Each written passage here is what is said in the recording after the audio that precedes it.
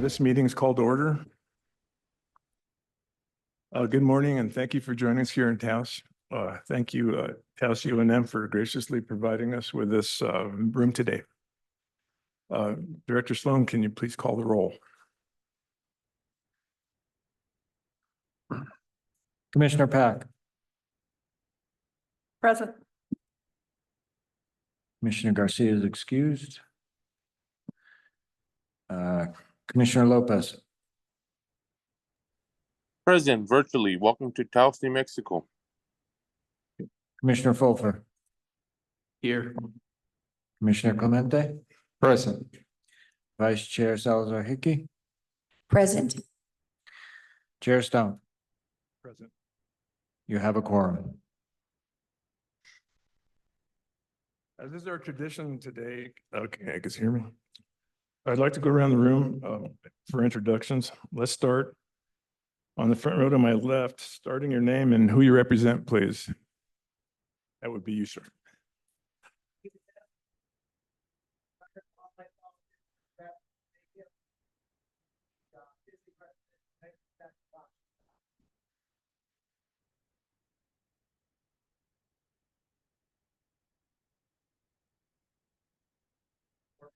Commission, public,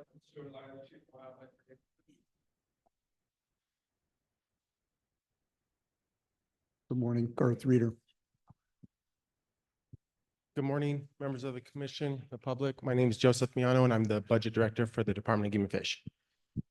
Good morning, commissioners, director, and members of the public. My name is Paul Varela. I'm the Chief of Administrative Services. Good morning, commissioners. I'm Kirk Patton, Chief of Fisheries for the department. Good morning, commissioners, members of the public. I'm Jeremy Martin, the department's general counsel. Good morning. My name is Chris Neary. I'm with Vermejo Park Ranch. Good morning, commissioners. My name is Darrell Cole. I'm the captain of the Northwest area. Good morning, Sean Carroll with the Revocations Lieutenant. Hi, everybody. I'm Ben Neary, New Mexico Wildlife Federation. Good morning, commissioners. My name is Jenny Seamster. I'm Assistant Chief for Technical Guidance with New Mexico Department of Game and Fish. Good morning, commissioners, Director Sloan, agency people, Garrett Benaclassen with New Mexico Wild. Good morning, Mr. Chair, commissioners, Director Sloan, Jesse Dubell, New Mexico Wildlife Federation. Good morning, Mr. Chair, commissioners, members of the public. My name is Tom Patterson. I'm a rancher from Catron County. I also serve as president.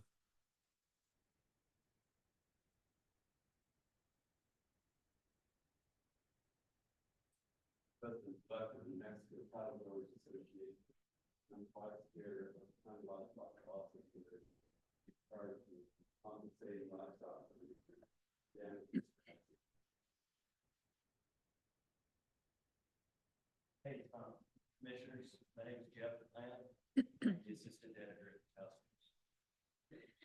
House. Morning.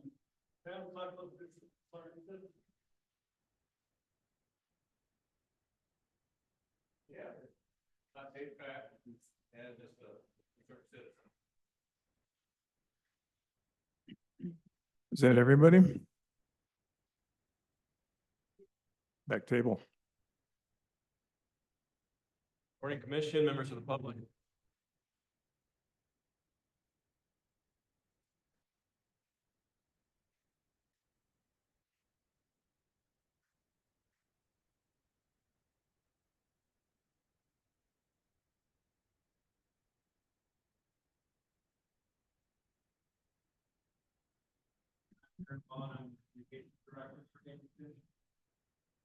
Wente Mesa, app developer, Game and Fish. And we do have a few individuals online who would like to introduce themselves. Let's start with Kevin Bixby. Kevin, please introduce yourself. Yes, good morning, Mr. Chair and commissioners. I'm calling in from Las Cruces. I am the founder and senior advisor for Wildlife for All, formerly known as the Southwest Environmental Center. Thank you. And next we will have Mark Matini. Mark, please introduce yourself. Good morning, commissioners, staff, members of the public. My name is Mark Matini. I am talking to you today from Puwati Village, Laguna Pueblo.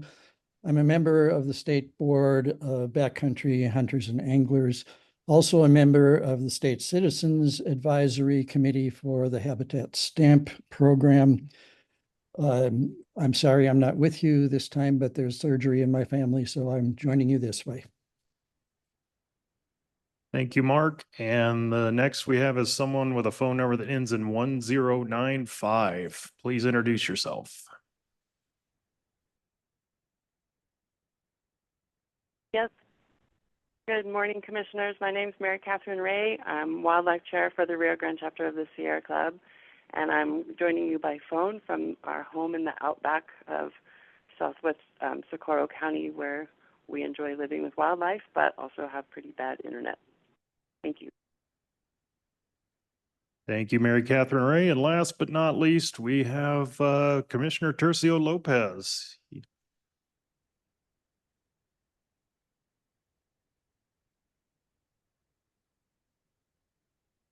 Commissioner Lopez, would you like to introduce? I saw you had your hand raised. Yeah, good morning, commissioners. I hope you can hear me. Appearing virtually from the land of Shangri-La. So I'm sorry I couldn't be there in Taos, New Mexico, but glad to be virtual.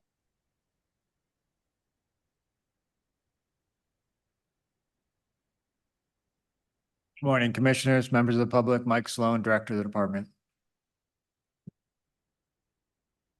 Good morning, commissioners, members of the public. I'm Sharon Salazar Hickey, and good morning. It's nice to be here. Good morning. My name is Fernando Clemente. I'm from Sunland Park, New Mexico, and I'm the Commissioner at Large. Thank you. Good morning, everybody. I'm Richard Stump, Chair of the Commission. Nice to be here with you all. Good morning, Dr. Sabrina Pack, District 2. Thanks for being here. Greg Fulfer from District 1, Jao, New Mexico. I think that's everybody. Thank you, everyone. Commissioner Pack requested that we do Pledge of Allegiance today, so let's do that.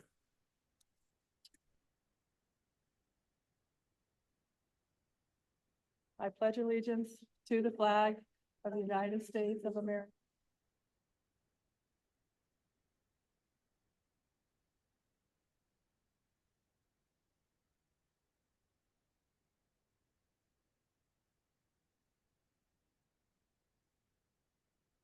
Thank you, Commissioner Pack. And thank you all for being here and showing your interest in wildlife conservation. We appreciate you very much. Item number 4 is the approval of the agenda. Do any commissioners have any questions, comments, or suggestions? All those in favor signify by saying yay. Mr. Chairman, I think you need a motion. You're right. Sorry. Do I have a motion to approve? I would like to move to approve the consent agenda as presented by the department. Mr. Chair, I think we're trying to approve the as presented, so we need a motion to approve and a second. Let me get it straight then. I'll make a motion to approve the agenda as presented. Do I have a second? I second that motion. Second. All those in favor signify by saying yay. Yay. Yay. Opposed, nay. Motion passes. Item number 5, excuse me, is approval of the consent agenda. Director Sloan, can you give us a brief summary of the items? Mr. Chairman, as you can see from your packets, you have the May 16th, 2024 meeting minutes in it. I believe they reflect the meeting accurately. We have a revocations item, which is actually in this instance just a notice of suspensions for a Parental Responsibility Act, 240 individuals, 342 individuals for failure to pay a penalty assessment, and 5 individuals for civil judgment. We don't actually have any specific revocations this time around. We have a disposal list with 138 items on it. There are a number of trucks on there, and then all the way down to a bag full of camera lenses, but we need a commission approval to dispose of those. And then you would also be approving the draw deadlines for the 2025 draw. That's February 12th of 2025 for bear and turkey permits, March 19th of 2025 for big game, and August 13th, 2025 for sandhill crane and pheasant permits. So that's the consent agenda in a nutshell. Thank you, Director Sloan. Any questions from commissioners, or do I have a motion? I so moved to approve the consent agenda as presented by the department. I second. Motion passes. I don't think my mic's working. Mr. Chair, did everybody vote? Okay. Mic is not working.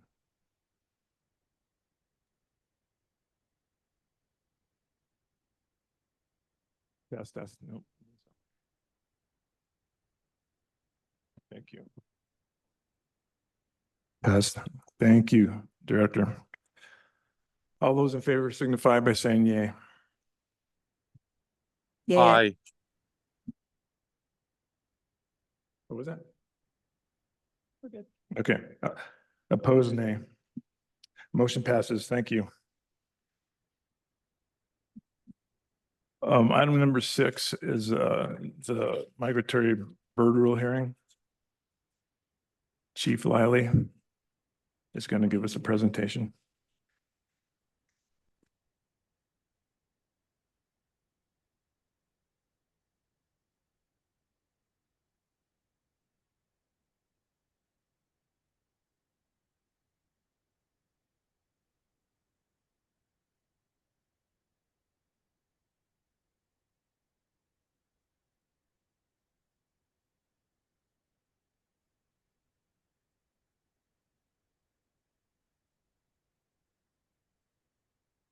Mr. Chair, members of the commission, I believe this is a hearing, so the hearing needs to be opened, I believe. Mr. Chair, if you'd like, I can go ahead and act as. Jesus. Please, Director, can you please act as the hearing officer in this matter? Oh, yeah, I guess you did.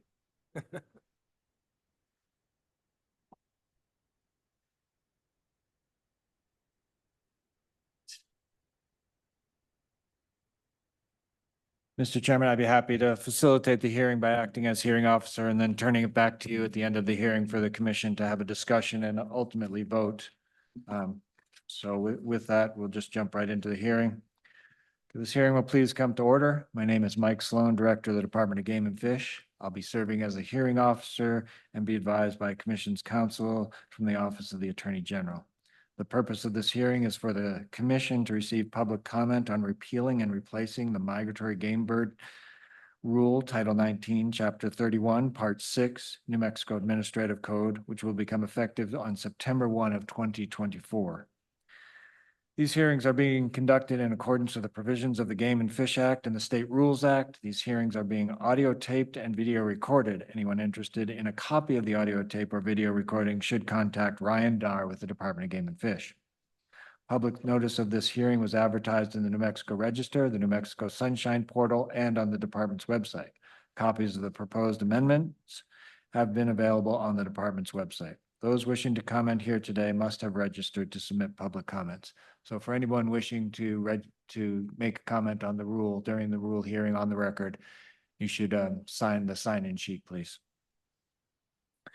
So the rule hearing will be conducted in the following manner. Staff will present pre-filed exhibits. Exhibits admitted into evidence are available for review by the public on the department's website. After all exhibits are entered, we will proceed to the presentation of the proposed rule, after which testimony will be taken from the audience. Participants are asked to wait until they are called upon to speak. In order to ensure that the hearing is accurately recorded, only one person at a time shall be allowed to speak. Any person recognized to speak is asked to identify yourself by name and who you are affiliated with for the record each time you're recognized. Speak loud and clear to accurately record your comments. After a person has offered comments, they will stand for questions from the hearing officer. The audience may also ask questions of anyone offering comments after being recognized by me. These hearings are not subject to judicial rules of evidence. However, in the interest of efficiency, I reserve the right to limit any testimony deemed irrelevant, redundant, or unduly repetitious. The commission may discuss the proposed rule after the public comment portion of the hearing. Final commission action, including adoption of the rule, may occur after the conclusion of the presentation and public comment period of. Okay, so to formally begin the hearing. This hearing is now open. Are there any exhibits for the rule hearing on the Migratory Bird Rule 1931-6 NMAC for the record? Mr. Chair, members of the commission, I wish to enter 6 exhibits into the record. Exhibit 1, the notice of the rulemaking that was posted online and submitted to the Sunshine portal. Exhibit 2, the proposed rule that has been posted on the department's website. Exhibit 3, the presentation that I'll be giving today. Exhibit 4, the summary of the proposed changes. Exhibit 5, the technical information we relied upon to develop the rule. And Exhibit 6, the 9 public comments that were received during the open period of the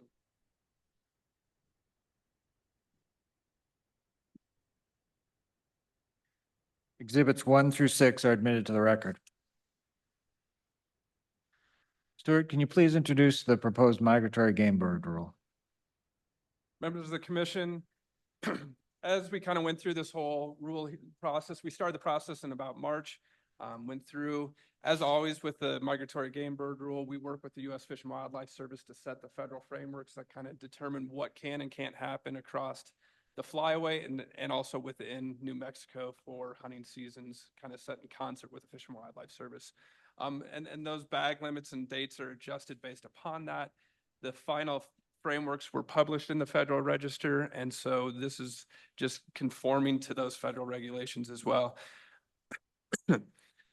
We have proposed some changes in the migratory bird season dates based off a calendar shift, just trying to move, especially in the southern zones of the Central Flyway, moving the hunt as late as we possibly can according to the Migratory Bird Treaty Act and also according to the federal frameworks that we allow.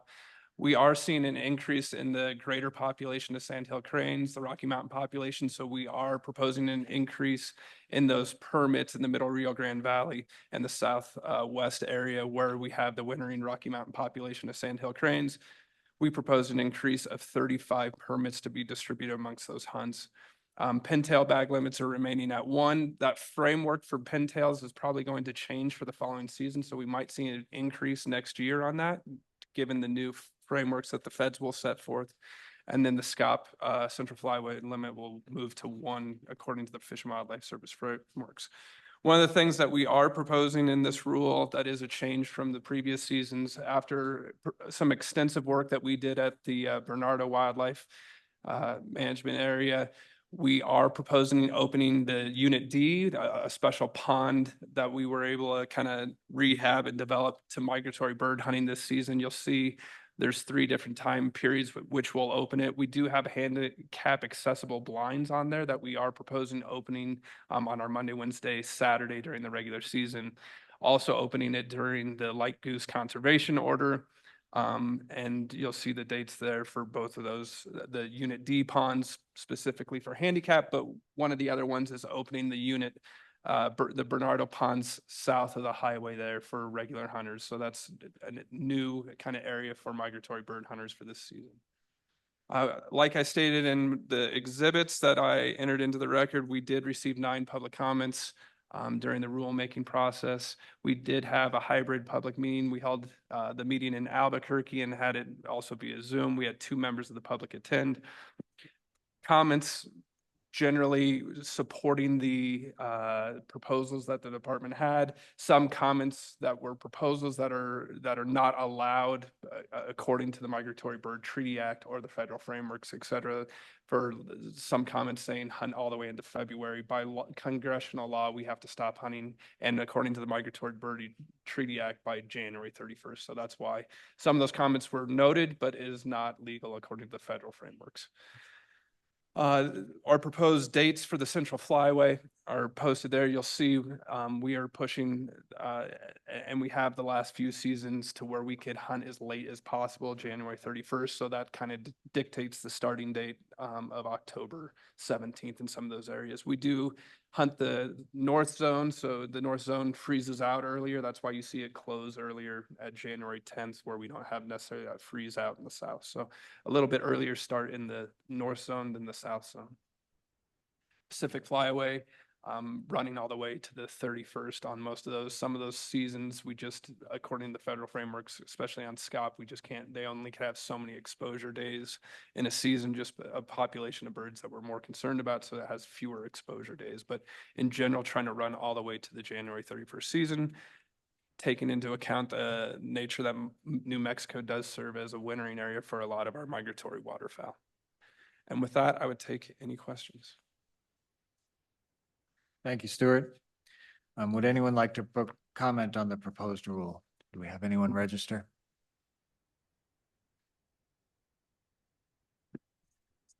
We don't have any public comments registered, and we do not have any comments online. Thank you. So we'll admit the sign-in sheet as Exhibit 7, even though it's blank.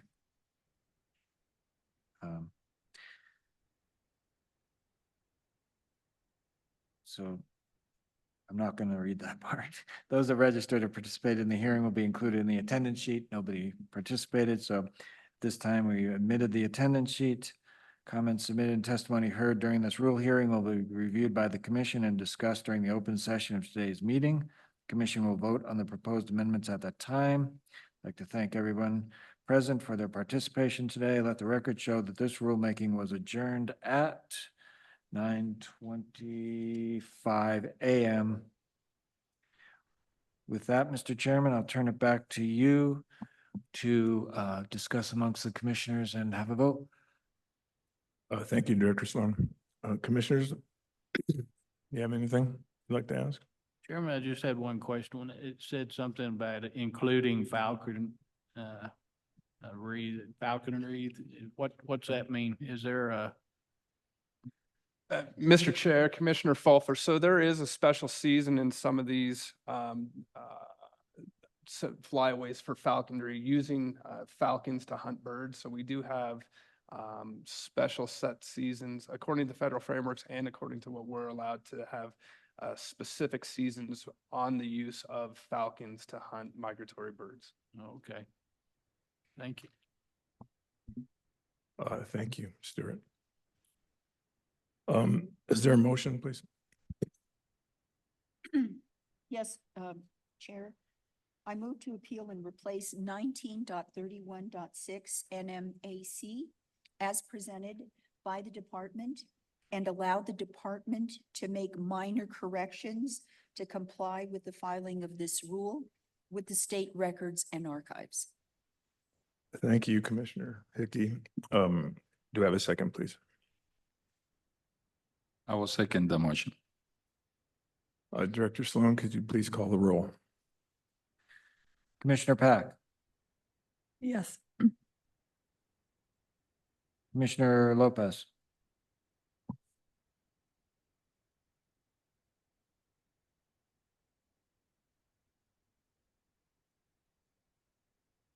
Commissioner Lopez has typed into the comments, yes.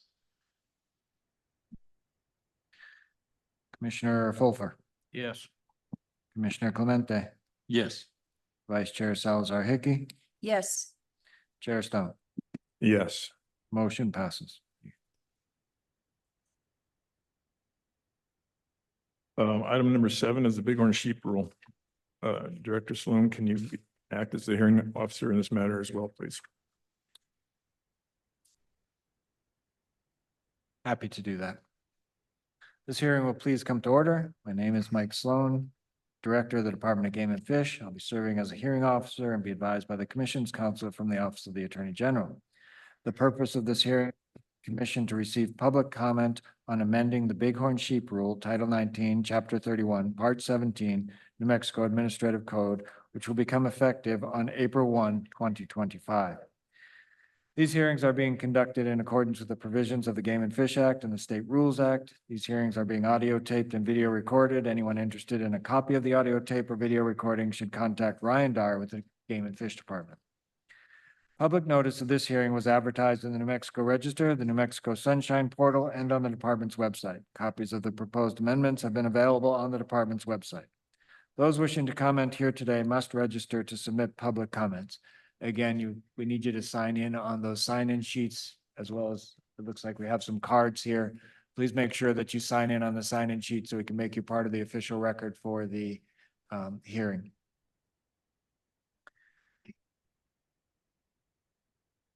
The rule hearing will be conducted in the following manner. Staff will present pre-filed exhibits. Exhibits admitted into evidence are available for review by the public on the department's website. After all exhibits are entered, we will proceed to the presentation of the proposed amendment, after which testimony will be taken from the audience. Participants are asked to wait until they're called upon in order to ensure that the hearing is accurately recorded. Only one person at a time shall be allowed to speak. Any person recognized to speak is asked to identify yourself by name and who you are affiliated with for the record each time you're recognized. Speak loud and clear to accurately record your comments. After a person has offered comment, they will stand for question from the hearing officer. The audience may also ask questions of anyone offering comments after being recognized by me. These hearings are not subject to judicial rules of evidence. However, in the interest of efficiency, I reserve the right to limit any testimony deemed irrelevant, redundant, or unduly repetitious.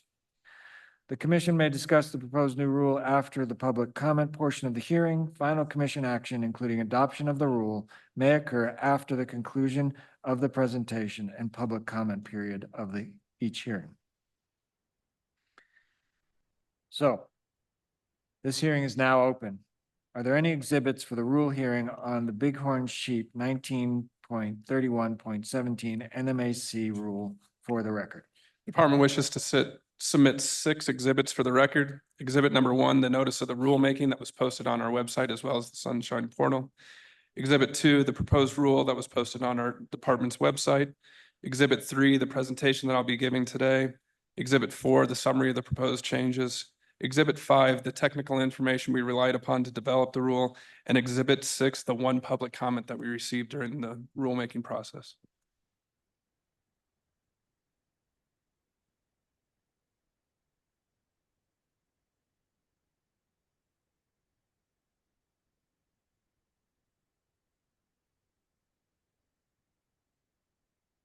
Exhibits 1 through 6 are admitted into the record.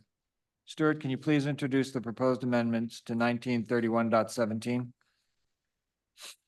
Mr. Chair, members of the commission, as we discussed at the last meeting, the Bighorn sheep rule is set to expire at the end of this season. Part of the discussion on why that was put out of the play or why that rule was out of the cycle of the main big game rules, those are 4-year rules, was a discussion about how the draw works and how the quotas work according to Bighorn sheep. As you all recall during the discussion, we do lump the Bighorn sheep hunt codes into specific hunts, one for rams, Rocky rams, one for Rocky ewes, and then one for desert rams. Those hunt codes were lumped by the commission approximately 10 years ago, a little bit more, due to the need to meet the quotas, statutory quotas. At the time when the rule was going through, there was discussions about was it legal, what the commission was doing? There was an attorney general opinion that was generated out of it. We did get an opinion from an assistant attorney general at that point in time. That opinion basically said the commission's rules are not only legal, but that's basically in order to reach the quota is how it needs to be done. There was discussion at the last rule cycle about potential legislative changes. Again, draw quotas are not subject to changes that you all can make. It is legislative changes only that dictate the quotas, resident, non-resident, and outfitter quotas that occur on our draw hunts. There was discussion about potential legislative or bills introduced to change how that process works. Those did not occur during the last 2 years' legislative sessions. And our recommendation to the commission is to continue to move forward how the Bighorn rule is now, with a review of the biological information and licenses, et cetera, that would come in the next cycle with the rest of the big game rules in 2026. In the interim, between the last meeting and now, we did speak with the current Attorney General's office, or the Department of Justice, as they call it right now, to discuss that opinion. They did say the opinion is still there and is still valid. So again, we looked at it with the current AG to make sure that that was, one, an opinion, and two, that it is still a valid opinion. So with that, I would take any questions that you all may have. I did mention, and I apologize, we did receive one public comment during the rulemaking process. That public comment was in support of just the date extension. With that, take any questions. Thank you, Stuart. I know I have two comment cards here. I assume both of them have signed in on the sign-in sheet. So we'll go ahead and have public comment. Jesse DeBell.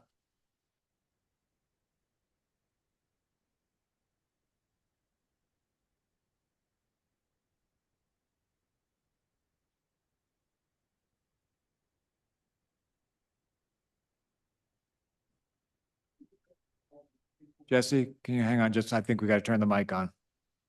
Sorry. All right, I apologize for that.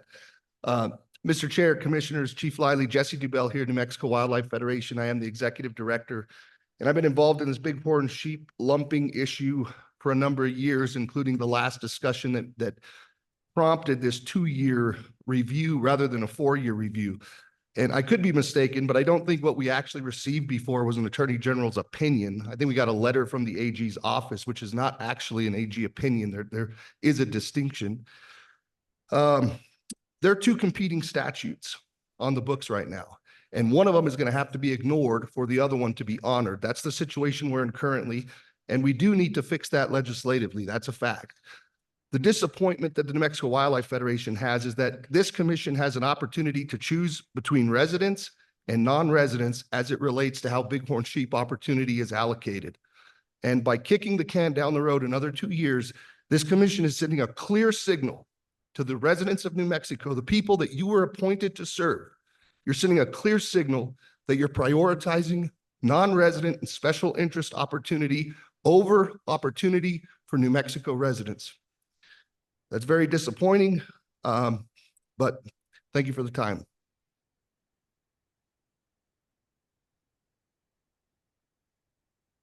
Mr. Dave Heft.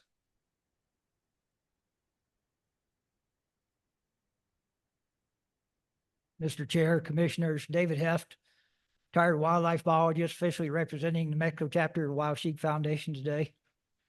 The Wild Sheep Foundation, New Mexico chapter, strongly supports the current rule. It also strongly supports the current allocation process for permits.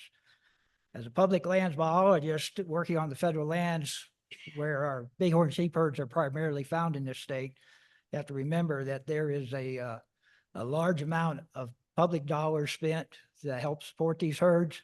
95% of the funding for this program does not come from within the state of New Mexico. It comes from outside New Mexico.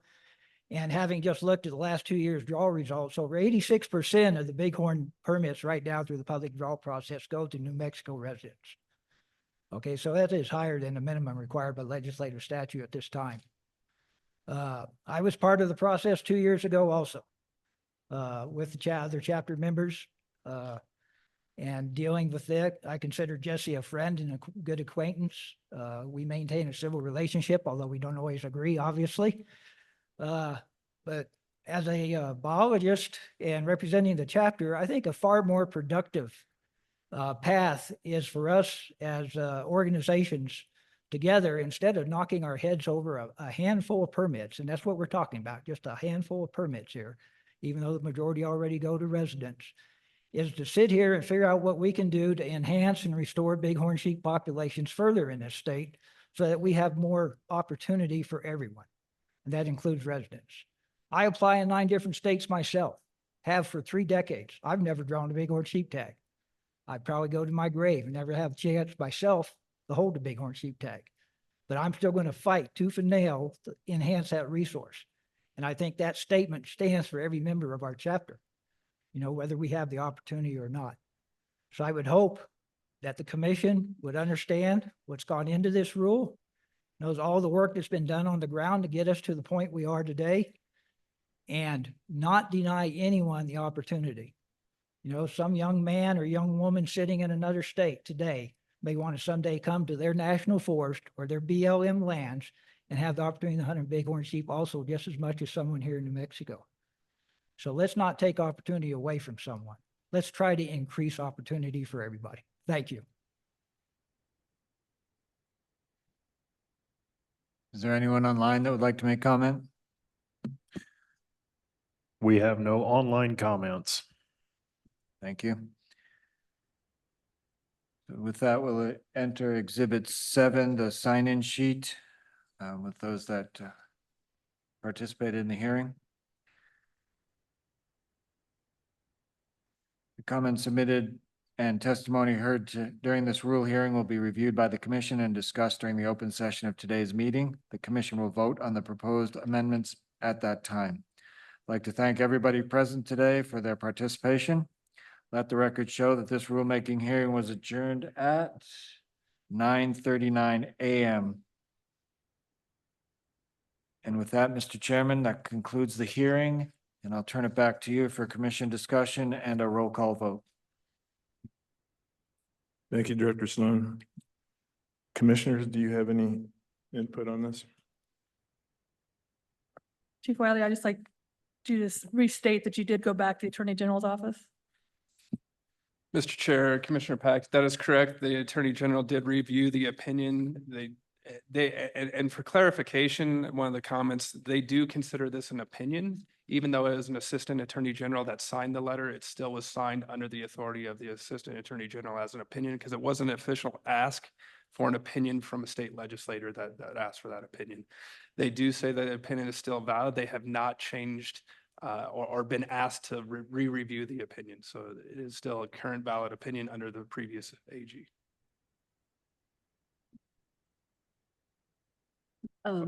Commissioner Chair Stump, Commissioners, I do have a comment. First and foremost, I always want to thank the public, members of the public that come forward and give comments, not only here today, but when they come to the Department of Game and Fish to give comments. I think the focus that we need to have today is what are we voting on? I recognize there's some concern about the current legislation. We don't legislate at the commission. We make policy, but I think it's very important that we stay very focused on what's before us today, which is amending the time frame of this rule. That is what we're here to discuss and to possibly approve. Thank you, Vice Chair Hickey. Thank you, Commissioner Pack. I haven't drawn a sheep tag in the last 50 years, so it is, it's hard to draw a sheep tag. So with that, is there a motion, please? I'm gonna go ahead and move to amend 1931.7 NMAC as presented by the department and follow the departments to make minor corrections to comply with the following this rule with the state records and archives. Thank you. Do I have a second? Second. Director, please call the roll. Commissioner Pack, Yes. Commissioner Lopez, Commissioner Lopez has written in that he votes yes. Commissioner Fulfer, Yes. Commissioner Clemente, Yes. Vice Chair Salazar Hickey, Yes. Chair Stump. Yes. Motion passes. Item number 8 is an update in progress for the revision of the State Wildlife Action Plan. Stuart, can you proceed with that presentation?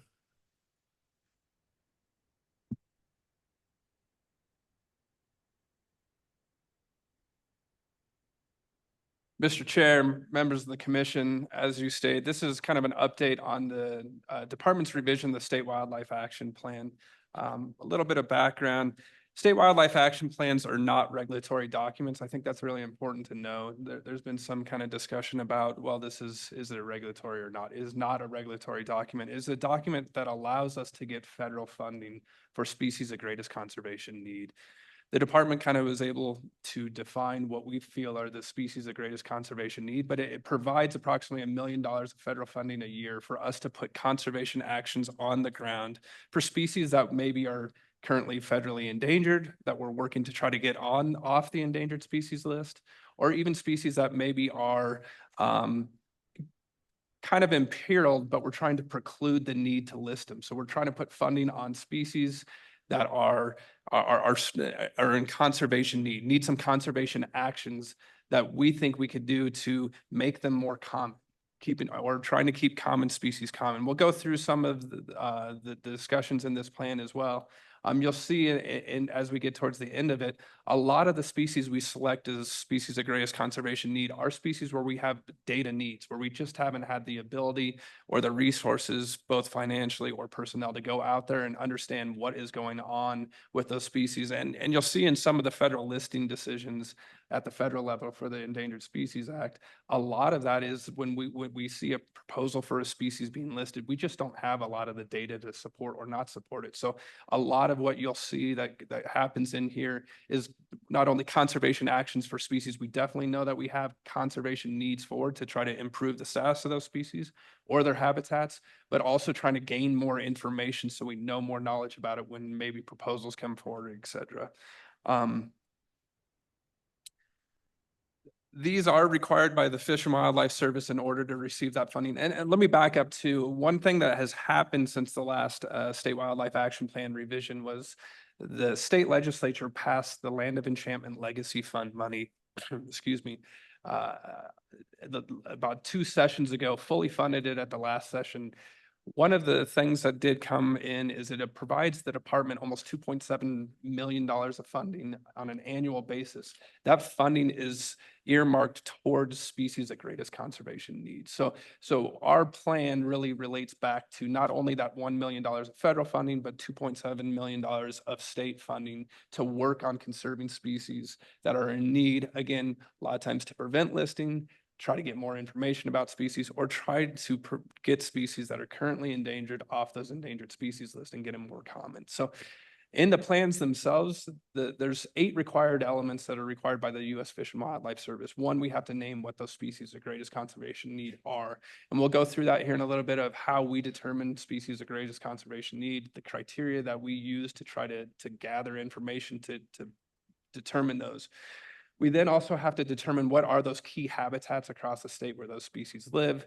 And then we also look at what are the threats to those habitats that might be threatening species of greatest conservation need that we could work on to maybe ameliorate, to improve the status of those species.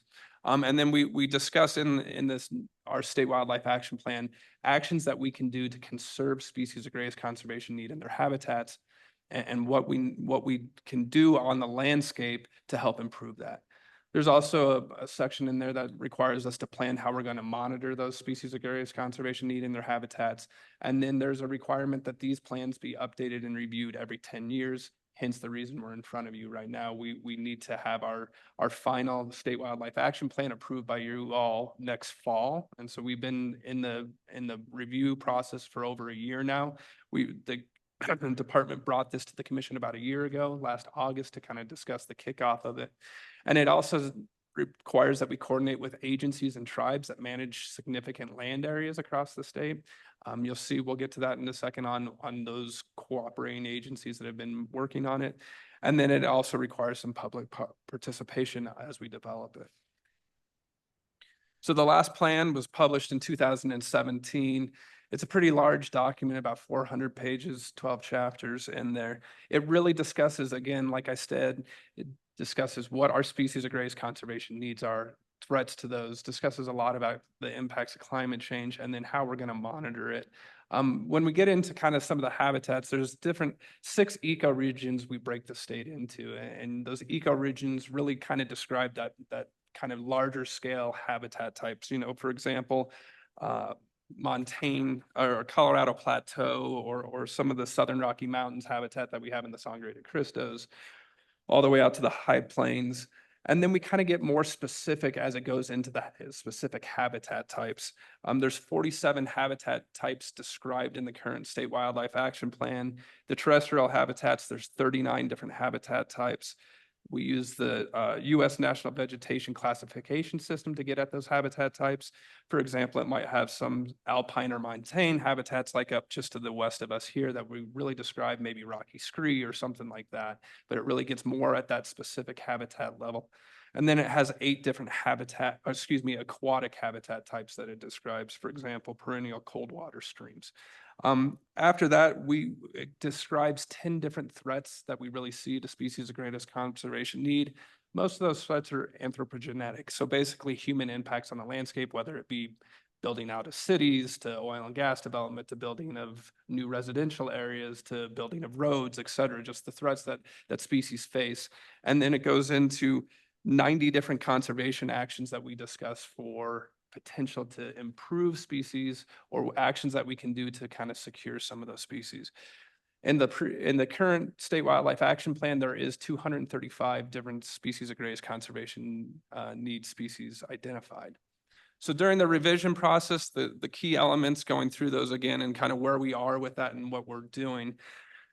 The biggest, again, is looking at the species of greatest conservation need and reviewing and selecting how we go about that process to determine those. We'll get into detail more on that here in a little bit, but we kind of changed our process a little bit this year using more of an automated approach into our Bison M database that really has species accounts across a whole suite of species to try to look at keywords in there, and then using expert opinion after that to go through and say, yes, is this a species of conservation need or not? We also bundled those into different categories this time. We're proposing doing that, and we'll get into that as well. One of the big things too that is different from the previous one is adding pollinating insects to the list of species of greatest conservation need. In recent history, a lot of these pollinating insects are becoming more and more threatened, and also we see a lot more federal listing of pollinating insects. So any conservation actions we could do prior to a federal listing to prevent a listing or to conserve the species so we don't need to get down into the federal listing level, I think could be a benefit. Again, some of that funding that's available now that we could put towards those actions to prevent that from happening could be a big benefit, whether it be the federal $1 million funding or that state Land of Enchantment Legacy Fund money. We're also updating the habitat maps, some of those, the databases that I discussed that kind of went into the 47 different habitat typings. Those get updated as more information comes in. It's a geospatial database and we can use that. Most likely the habitat types will remain fairly similar to the 47 that we currently have, but we'll update those habitat sets depending on that data and update any maps necessary. We'll also have to update our threats section. Again, a lot of that's in anthropogenetic threats, human threats. Any kind of new science that comes into emerging threats that we'll see, we'll put that in there. And also kind of looking at, there's this kind of new body of science out there on climate refugia and where maybe areas that we could really focus on that species might select as we see kind of a warming climate out there, and how we can maybe help look at those specific habitats that might help with climate change as it comes through in some of these species. Also, we'll update the conservation actions and to their habitat, including any new best management practices that have come up, and kind of a more emphasis on climate adaptation and how we can make that habitats more adaptable. For example, a lot of the Bernardo Wildlife Management Area that the commission owns, a lot of different work that we've done in the last 5 years on water delivery there. It comes out of Middle Rio Grande, a lot more water conservation. How can we work on not using as much water, but still to get these big moist soil units, et cetera. And so some of those kind of emphasis on what kind of actions can we do as we see a change in climate and drought conditions, et cetera. We also, as we say, we'll update once we get to our species of greatest conservation need, we'll update our monitoring table. And then the next time that most likely be updated, these can be updated before the 10 years, but it needs to be updated at least every 10 years. So next update would be in 2035. That would be required, but we could again update it sooner if necessary. We have had a kickoff meeting and we are planning 4 full SWAP core team meetings. I believe they've had 3 of those SWAP team meetings so far. They just had one, I believe, yesterday as well on the core team meetings. We have done formal tribal consultation through our tribal liaison with the department. We'll get to the list of tribes that we've done consultation with. And then public participation. Last week, we had 2, Jenny in the room here, the assistant chief over our planning division, ecological and planning division, did host 2 public hybrid meetings, one in Albuquerque and one in Silver City. We'll go through some of the participation and public comments that kind of come out of that. We will have 3 or 4 public commission meeting presentations as well. This is the second one here. Most likely, I think we'll come back to you in the spring again as we get closer to the drafting of the plan, and then probably next fall for a final approval of the plan. And then again, once we have the commission approved of that plan, we'll put that out for public presentation as well. One of the other things that is required of the plan, that's required of the Fish and Wildlife Service, is that we send, once you all approve the plan, they send it out to another state wildlife agency within our regional boundaries. We're part of the Western Association of Fish and Wildlife Agencies, so another Western Association of Fish and Wildlife Agencies agency will review our plan to make sure we met those 8 key core criteria that we must meet. California, I believe, is our review state for this plan revision. We review other states' plans as well, but they don't necessarily pick and choose. You should have used this more species or less species. They're just making sure you met the 8 core. So it's not the subject matter, you should have chose this or your threats were this or that. It's more on, did you actually address all 8 criteria? And then I mentioned the core team. The purpose of that is really work with agencies that manage a significant land areas within the state of New Mexico, and work with them to kind of discuss planning of this. We have ongoing dialogue with organizations that really show interest, that wanted to be part of the SWAP planning, and that are interested in determining species of greatest conservation need. And then we hope with that core team getting information along the way will help with the final document that will be presented to the department for final approval for you all next fall. We did have invited 31 organizations, and we have 47 people participating from those 41 organizations. Real quick on the list, here's the core team invitees. We did have a couple that didn't respond, but we do have one that came on recently that is now part of the core team. I believe one of Ms. Seamster reached out to him and they got kind of updated on it. I hope they were able to attend yesterday's meeting as well, but you'll see the list of the core team that's been participating. Again, there's 47 individuals within those 31 groups that are participating, and they'll continue to have those core team meetings as the development of the plan goes on. Oops. Real quick, this is the tribal consultation. These are the tribes that were consulted, that we reached out to formally in our formal tribal consultation. So you'll notice there is all the tribes within the state, but there's some out of the state that have used New Mexico historically as well. That's as part of the requirements of the plan that we go through tribal consultation too. I see you're trying to take a quick picture. You can no problem. All right, real quick summary of public comments. We've received 20 public comments as of the 5th of this month. In terms of meeting attendance, we've had 20 people attending the meetings, both in person and virtual. We had 14 of those virtual. You'll see kind of we laid out the key themes that have been coming up in a lot of those 20 comments. That's not every single comment. Some of the comments are actually not relevant to the SWAP planning, that they're irrelevant, but the main ones that are relevant is a lot of comments on beaver and the comments on having beaver as a species of greatest conservation need and the importance of beaver ecosystem function, et cetera.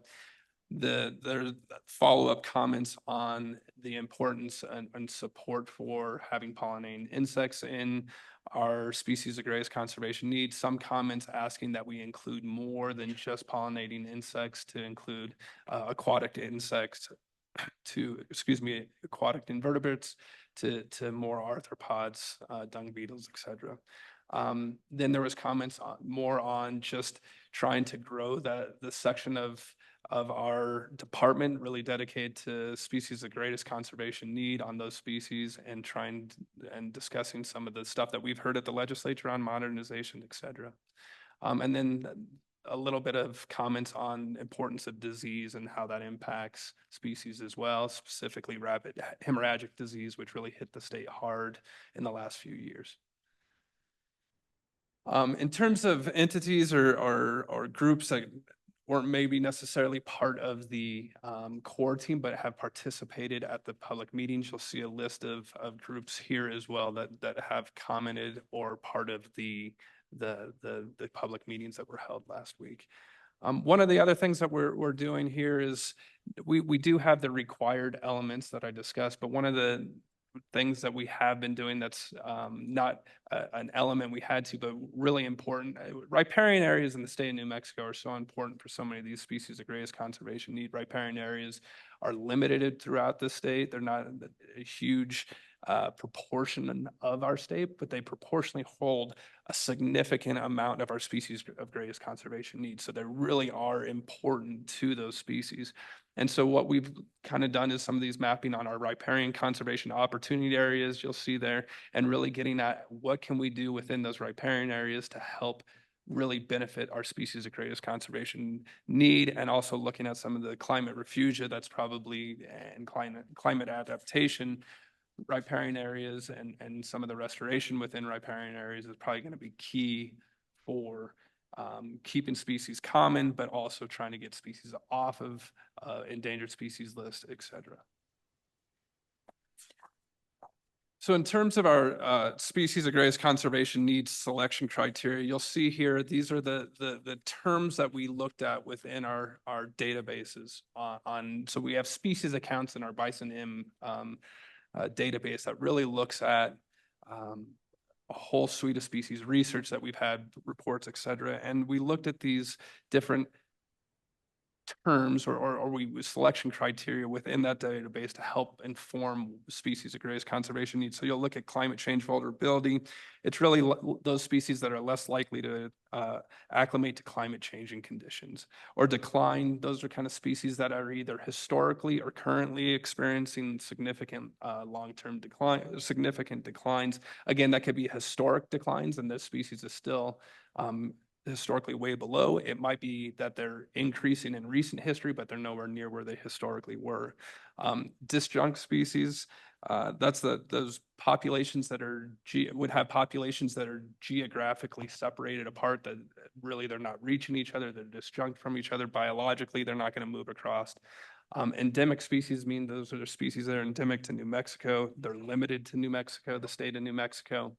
Keystone species are really those that have a large impact on their ecosystem, so that the species as itself, like a beaver, might create more of a larging pool, riparian areas that might have more benefits for, say, a lot of our migratory birds, smaller migratory birds that have seen large amounts of decline. So it really has a larger function on the ecosystem, and that's why they're called a keystone species.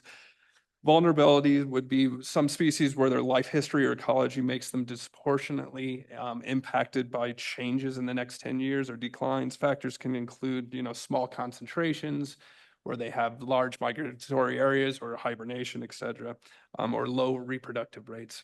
And then core range, all of our species of greatest conservation need must meet this criteria. So it basically is saying that the New Mexico represents a significant portion of their core range and necessary for that species. So in order for that species to be listed as an SGCN, they had to have a core range within New Mexico. One of the things that we are proposing that's different from the last State Wildlife Action Plan is the categories in which we place these species. And we'll get into this a little bit in a second on what our categorization of our species were.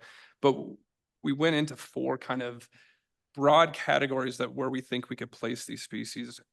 The one being current focal species, and that's species where we're currently working on those, doing conservation actions for those species.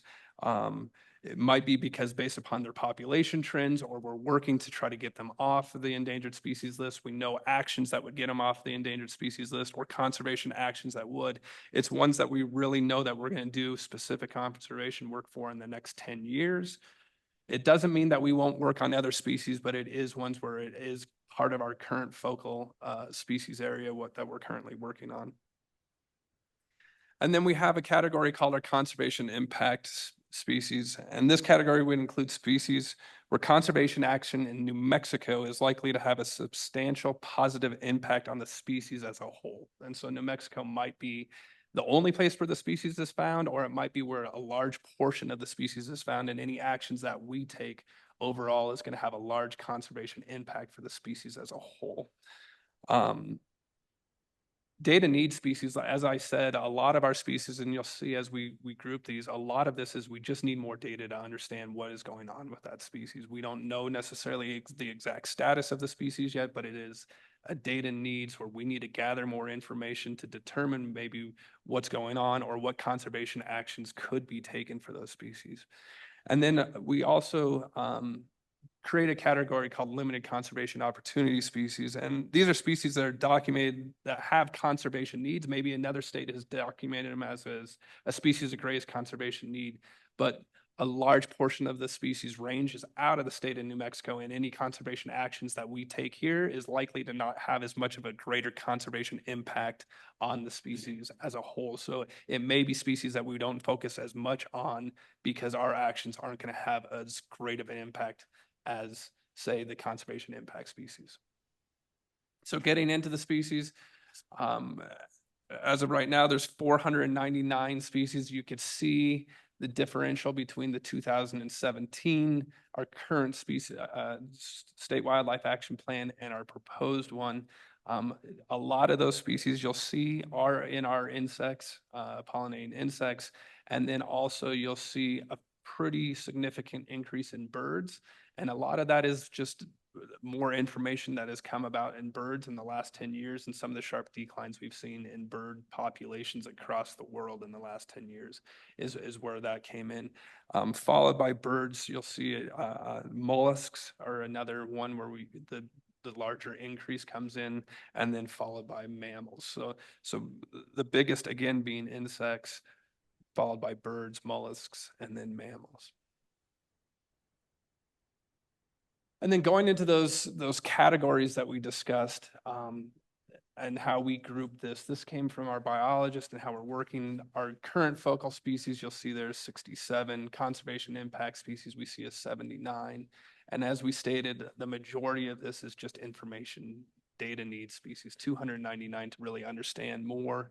Some of that data needs, again, we'll go into some of if we get this information, when the U.S. Fish and Wildlife Service is getting ready to potentially list a species, they go under a 12-month finding. During that 12-month finding, they might initiate a planning process or a data gathering process. A species assessment plan is what they call it. At that species assessment plan, we are always invited if it's a species that occurs in New Mexico, and they'll ask us for what data we have on the species. And so a lot of this information that could be gathered in those 299 species, if we use some of this funding to get at more data, will help feed into those models that could potentially help show the status is better than what we thought or not. We just don't know. But when we don't have data in those species, it really comes at as we don't know. A 12-month finding, a petition comes in, we don't have any information on the species. And so the more information we can provide, the better those species assessments are. It sometimes can preclude listing because we've done research on those species. It sometimes can show what conservation actions we think are necessary to if the species is listed, to get them removed from the list, et cetera. And then the last one is that limited conservation opportunity species, 54 species. So again, those are the species where, yes, they are species of greatest conservation need. Regionally, they may be very in declines, and they might be in a lot of conservation need, but actions taken in New Mexico might have very little impact on the species as a whole. So with that, I would take any questions.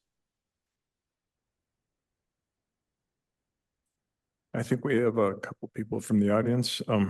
Garrett Van Clausen.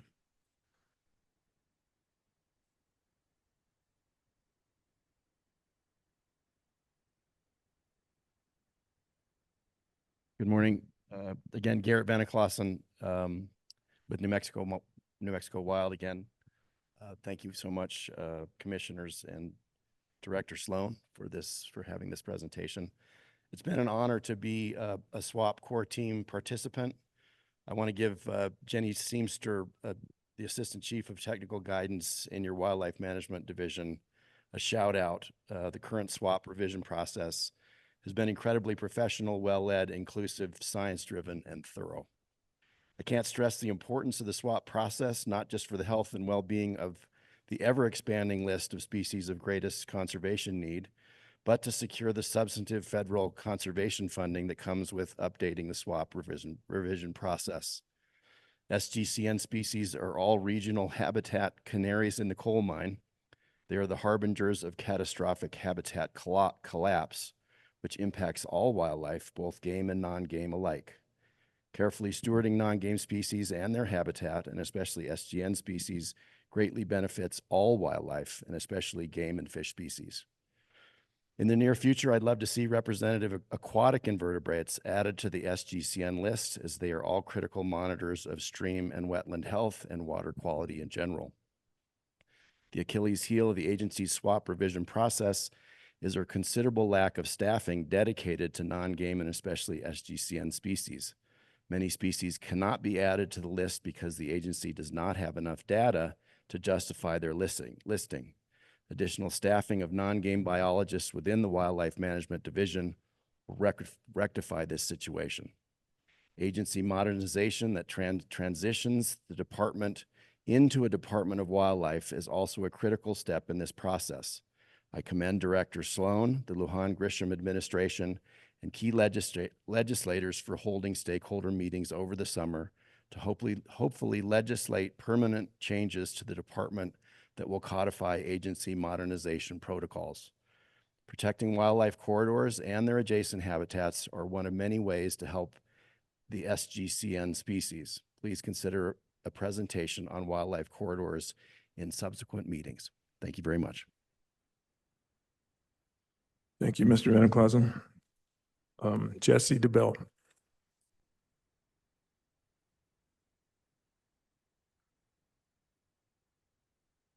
Thank you very much, Mr. Chair, Commissioners. Jesse DeBell, again, Executive Director of the New Mexico Wildlife Federation. The New Mexico Wildlife Federation works with this agency really in three different areas. One is the commission, obviously, and that's how you all most know me, is through our interactions. And the commission primarily I see as a body that handles a lot of the social issues, and sometimes things are challenging, intense, and controversial. The other two areas where the New Mexico Wildlife Federation interacts with the department is in law enforcement, and law enforcement does a phenomenal job and really appreciate their hard work. And the third area most relevant to this agenda item is with the scientists, with the biologists at the department and the people that are really working behind the scenes to do incredible work like what was just presented by Chief Liley, and really would just love to commend the New Mexico Department of Game and Fish on their work in this process. It's been phenomenal. I'm not on the committee working on it directly. I do have a member of my board who's on the committee and gives me feedback regularly, and I think the process has been executed really, really well. The level of inclusivity, the conversations, the focus on science, all of those things have just been tremendous. And also echo Garrett's comment that Jenny Seamster has been doing a phenomenal job, and just really want to appreciate our department biologists for this exceptional work they've been doing. So thank you. Thank you, Mr. DeBell. Are there any comments, questions from the commissioners? I just have some comments. Well, Mr. Brendan Clausen said exactly what I was going to say. But no, I do want to thank the Department of Game and Fish. I mean, the way you guys are putting this together. First of all, unfortunately, all the taxonomic groups has increased, right, on the species. That's unfortunate. Hopefully, one day that list can decrease. That would be great. Another thing is I'm glad to see the pollinators, insects, being added to the list. I'm actually surprised that it wasn't added before, being a species, keystone species that actually benefits not only habitat, but other species, whether they're game, as it was mentioned before, or non-game species. And very glad to see that the tribes were working with everybody. I like to see that. I was approached before that we were not doing enough, but I think, thank you. I really appreciate that. And I did went to the meeting in Las Cruces, which was presented, and an amazing presentation as well. And all what I can say is congratulations, the way you presented that, how you're proceeding with this presentation is you're taking everything into consideration to be a success. Thank you. Chair? Anybody else? Yes. So I attended the meeting that was in Albuquerque virtually, and I had some conversations with individuals afterwards, and they were very complimentary as well. One of the things that stood out was the ability to put those in those 4 categories. I don't know what they were before, but that was something, and that you've added, I think it's 299, you just said, into that group of needing more data. So that was a very complimentary thing. You mentioned in your presentation just now that somebody else has joined the stakeholders group. Did you have a name for that? Yes, it was the New Mexico cattle growers. Okay.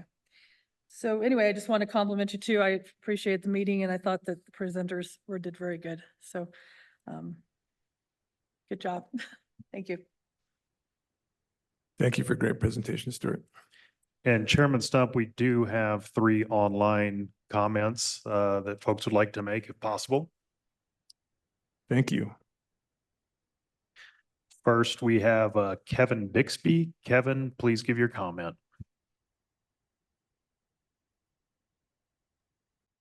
Thank you. Again, Mr. Chair and Commissioners and staff, my name is Kevin Bixby. I'm the founder and senior advisor for Wildlife for All, formerly known as the Southwest Environmental Center. We want to voice our enthusiastic support for the process of updating the SWAP. It is a really important opportunity to take stock every 10 years of the status of all of New Mexico's wildlife species, and to make sure that we are identifying problems early on and not losing any species through the cracks. It's not regulatory, but it's a blueprint that the department can use to lead and coordinate volunteer actions with all kinds of partners, because the department can't do it all itself, but it can and should be the leader in protecting all of New Mexico's wildlife. And the SWAP is important not just for the department, but it is a vital reference for other agencies, nonprofits, scientists, and the public that are interested and involved in conserving New Mexico's wildlife. I personally have been involved in previous SWAP revisions, and I'm honored to serve on the current SWAP revision core team. And I have to echo what's been said already. New Mexico is doing a fantastic job this time around. I've been very impressed with how comprehensive, thoughtful, and inclusive the process has been, and I commend the department, and in particular, Jenny Seamster, for her leadership of the process. It's also a reminder of the extraordinary diversity of wildlife we have in New Mexico. According to NatureServe, which ranks the states, New Mexico ranks 2nd among all the states in the number of birds, 3rd in the number of mammals and reptiles. So we really have something special here. The SWAP revision is an important step in protecting that heritage, but it's not enough. We also need to give the department all the modern tools it needs to safeguard our wildlife in the face of threats like climate change and habitat loss. And that includes giving the department additional funding beyond license fees and federal grants to implement the plan, particularly addressing those data needs species, as well as the legal authority to manage every species in New Mexico, which it currently lacks. And of course, those are things that are up to the legislature. But for today, we just want to express our support for the SWAP revision process and commend the department for the work that's been done to date. Thank you. Thank you, Kevin. And next we have Mark Matini. Mark, please give your comment. This is going to be very brief because I basically agree with everything that's been said so far. I did attend the meeting in Albuquerque almost 2 weeks ago now. It was not a big attendance. There, as far as I could tell, there were only 2 of us who knew what SWAP is. Similarly, I was in a meeting with a number of people from backcountry hunters and anglers who were not sure exactly what it was. So to me, this says this wonderful, crucial work. The more we can let the world know about it, the more important it's going to be. And the staff has done wonderfully. I did actually skim the 400-page of the last one. Things have changed. The world is changing, and I think that the department is very much aware of that. So I just want to give everyone credit, and that's all I have to say.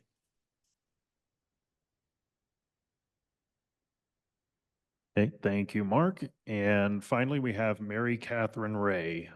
Mary, please provide your comment. Thank you, Commissioners. Again, I'm Mary Catherine.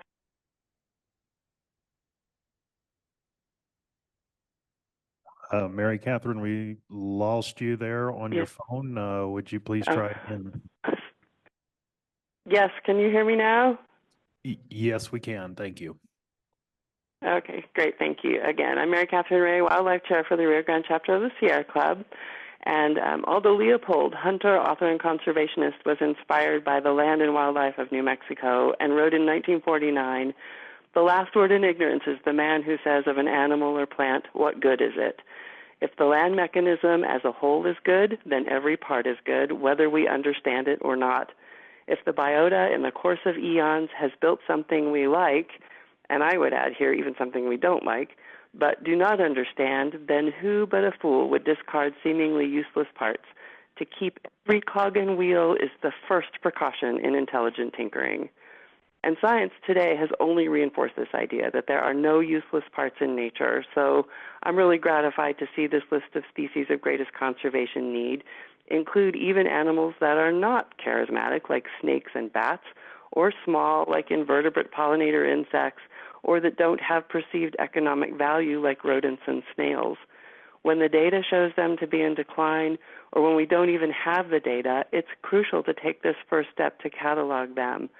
In our modern age of increasing extinction rates and loss, I urge you all, the State Game Commission, to adopt this list in its entirety to protect our biodiversity and to help keep all the cogs and wheels in our beautiful and enchanting state. Thank you.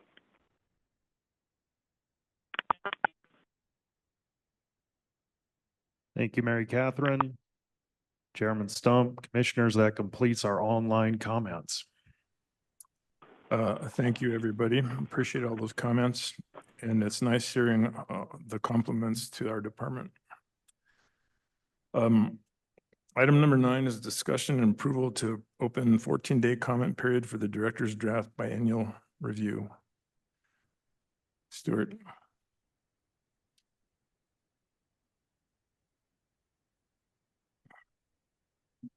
Mr. Chair, members of the commission. So the biennial review, for some of the commissioners that are not familiar with it, in Chapter 17, the Wildlife Conservation Act basically states that the department and the commission, every 2 years must go through the state's list of endangered and threatened species. What it does is the review doesn't allow for a delisting of a species or adding new species. All it allows for is an uplisting, so going from threatened to endangered, or a downlisting, going from endangered to threatened. During that 2-year period, we go through all state listed species to determine, are they appropriately placed? Should we have an uplisting or a downlisting? But it does not allow us, again, to make a recommendation for a delisting or an addition to a species to a list. So it's just looking at species accounts to determine that. We opened the 90-day comment period. So what happened in March, you all opened the 90-day comment period according to statute. We went out and we had one comment that was received during that 90-day comment period. That one comment really was very specific on wanting to uplist from threatened to endangered. One of our mammal species, and it really, what it came about is a lumping of taxonomic groups of the Oscura and the Oregon mountain chipmunk. They're lumped together as one species account in our state list of endangered and threatened species. The commenter wanted us to uplist one of the species, one of the taxonomic groups and not the other. Again, because they're listed as a taxonomic whole, we can't do that. And so we addressed that comment in the draft biennial review. Again, there's no changes. The only changes that have happened is Gould's turkey. The commission did delist Gould's turkey about 3 years ago, so that's no longer on the threatened and endangered list. It's no longer in the biennial review because it's no longer listed. That was a separate action. And then we had a taxonomic difference on I think it was a spring snail in the Sangre de Cristo. So it's just a taxonomic difference, so it's no longer listed. So again, what we're doing today is we have updated all the species account of all the state species that are listed as threatened or endangered. We'll take that out, put it on the department's website for the 14-day comment period. That 14-day comment period is set by statute. And so we'll take that, and then the commission would have to adopt the final plan at the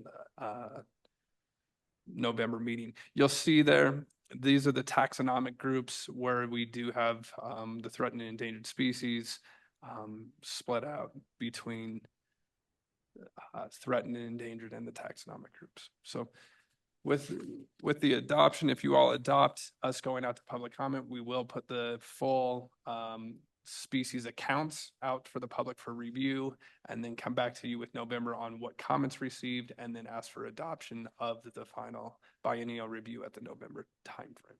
So with that, I'd take any questions.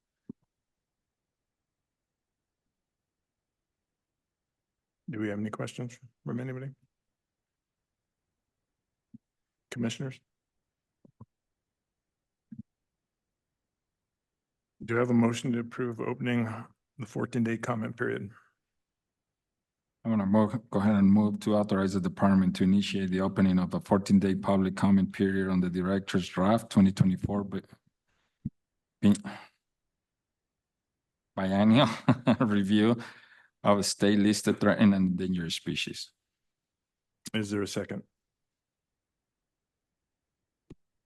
I'll second. All those in favor signify by saying yay. Yay. Yay. Opposed, nay. Motion passes. Thank you, Stuart. I've had a request to take a break before we go to the next agenda item. So how about we take what would you like to do? 10, 15? 10-minute break?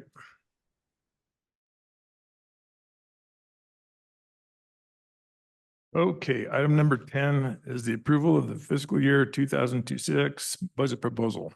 Paul, please proceed. Good morning, Commissioners. Agenda item number 10 is the department is seeking commission approval for the fiscal year 26 budget proposal. This first slide is just a brief overview of the budget process and timeline, which we reviewed in Silver City a few months ago. During July, the department prepares the budget request based on the governor's office direction. In August, we seek the commission's approval. The budget is statutorily due to the Department of Finance and the Legislative Finance Committee on September 1st, which we will submit. During that time, the DFA and LFC analysts provide recommendations, which will then be proposed at the beginning of January.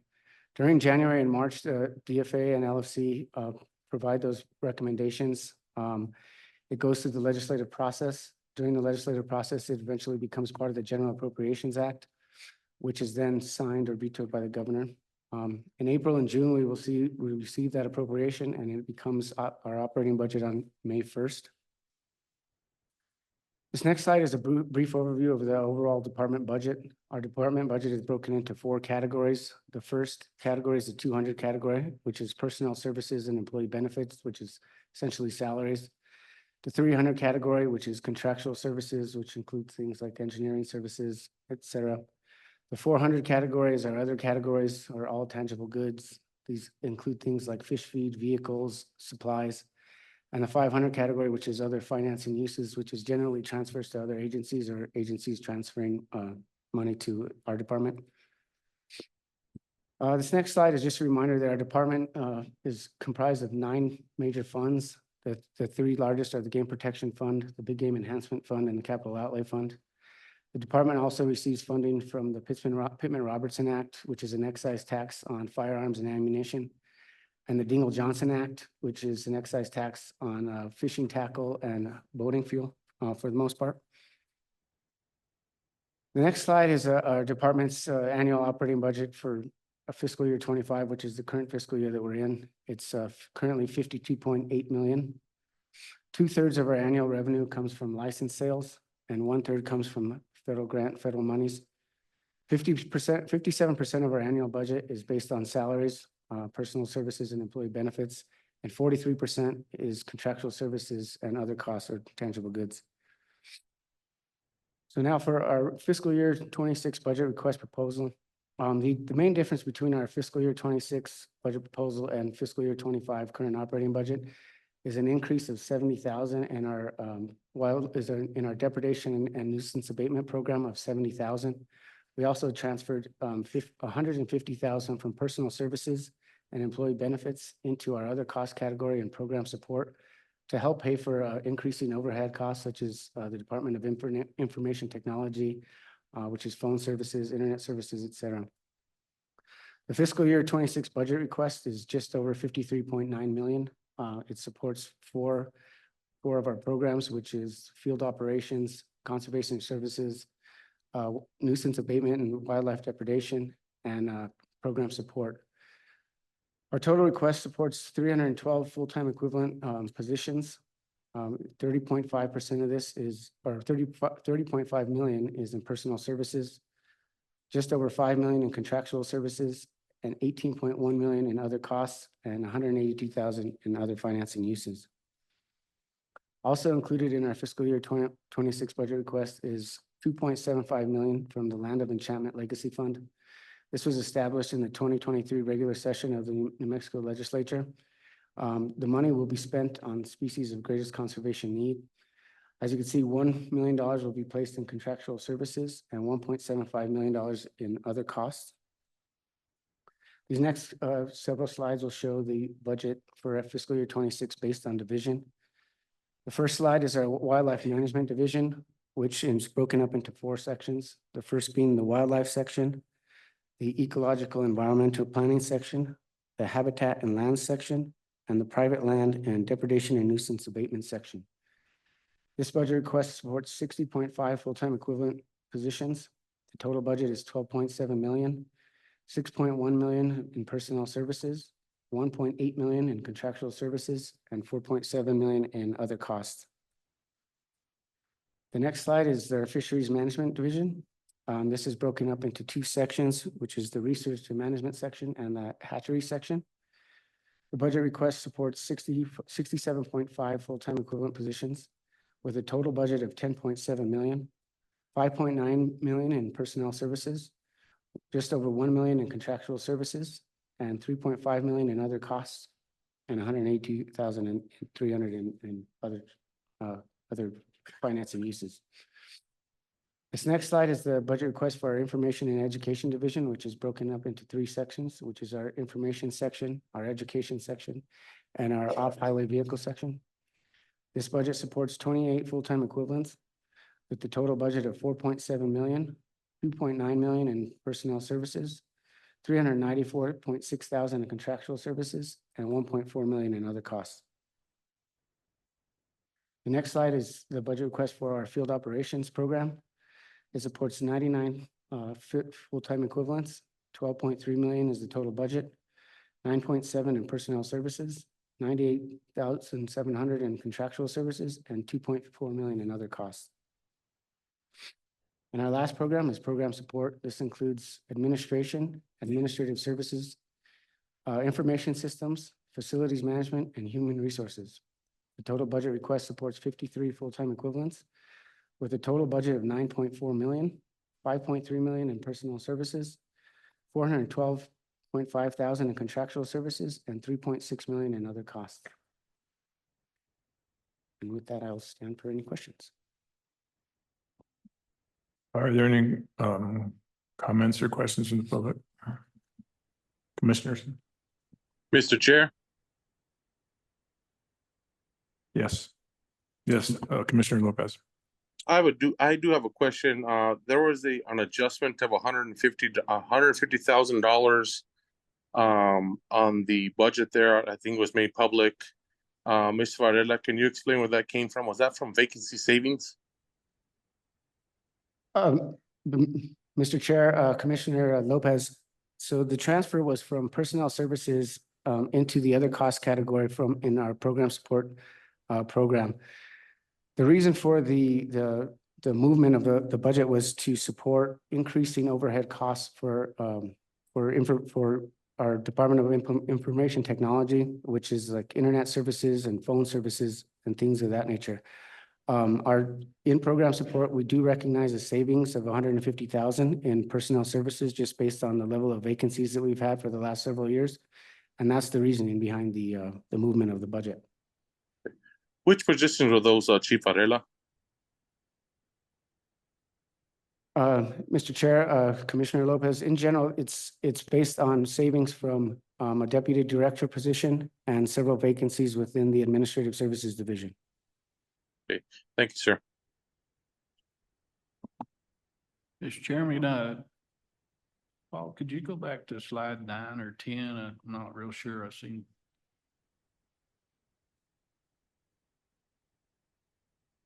Maybe 10, 9, go to 9.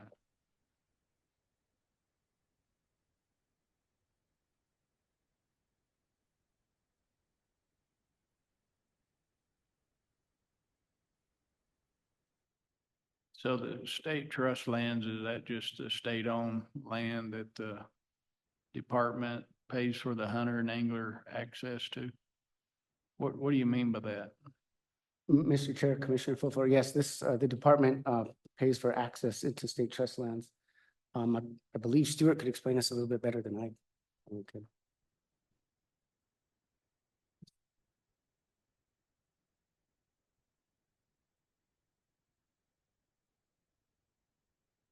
Mr. Chair, members of the commission, yes. So Commissioner Fulford, the commission entered into an agreement with the state land office to provide hunter access onto state land during our hunts. We pay the state land office.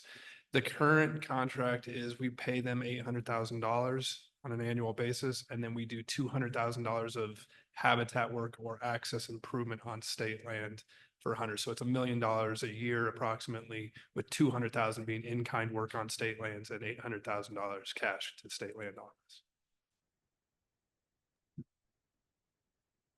Okay, thank you.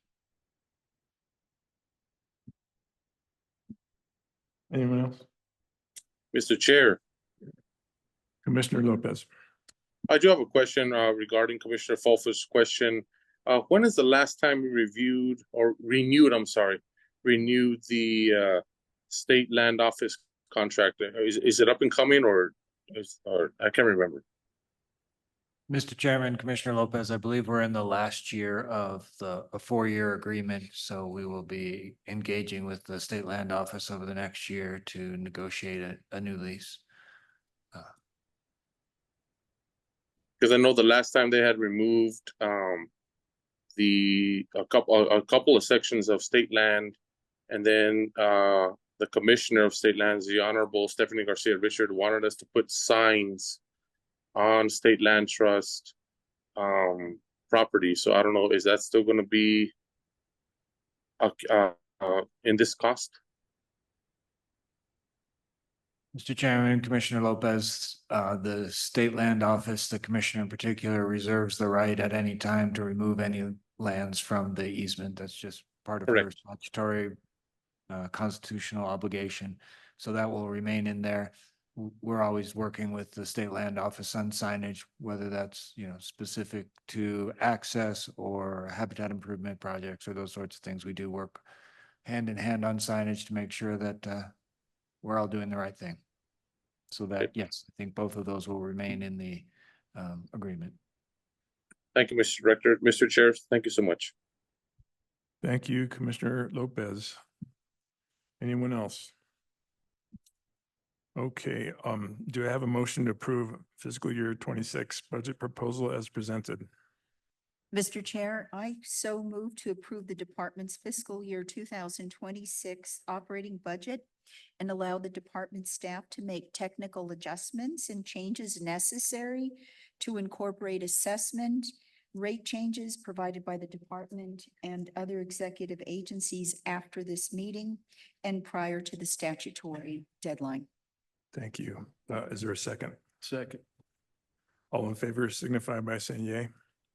Yeah. Yay. Oh, do I? Okay. Can you call roll?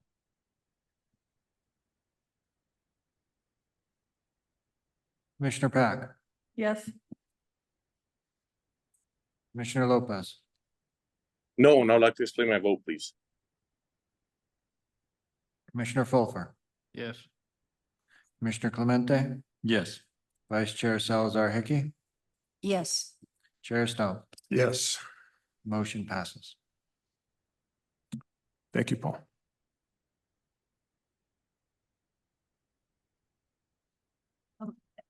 Mr. Chair, I would like to hear the response from Commissioner Lopez on his no vote, please. Commissioner Lopez. Thank you, Mr. Chair, members of the commission and members of the public. I vote no on the budget because I believe that those positions of the 150,000 should have been preserved prior to the reorg by the director. I do support the governor's budget recommendations, but I believe that we could have pulled money from different areas from within the budget, and therefore I vote no.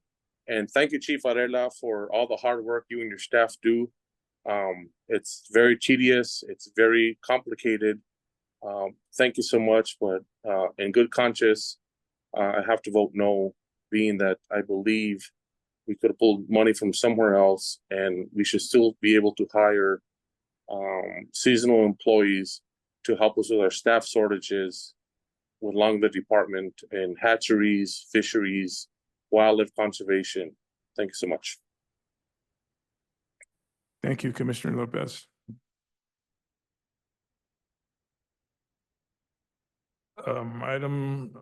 Agenda number 11. Approval of 2 shooting preserve applications. I would like to note for the record, I will be recusing myself from the discussion and any vote related to application by Mr. Dan Perry. Ty and Darrell will be presenting this for us today.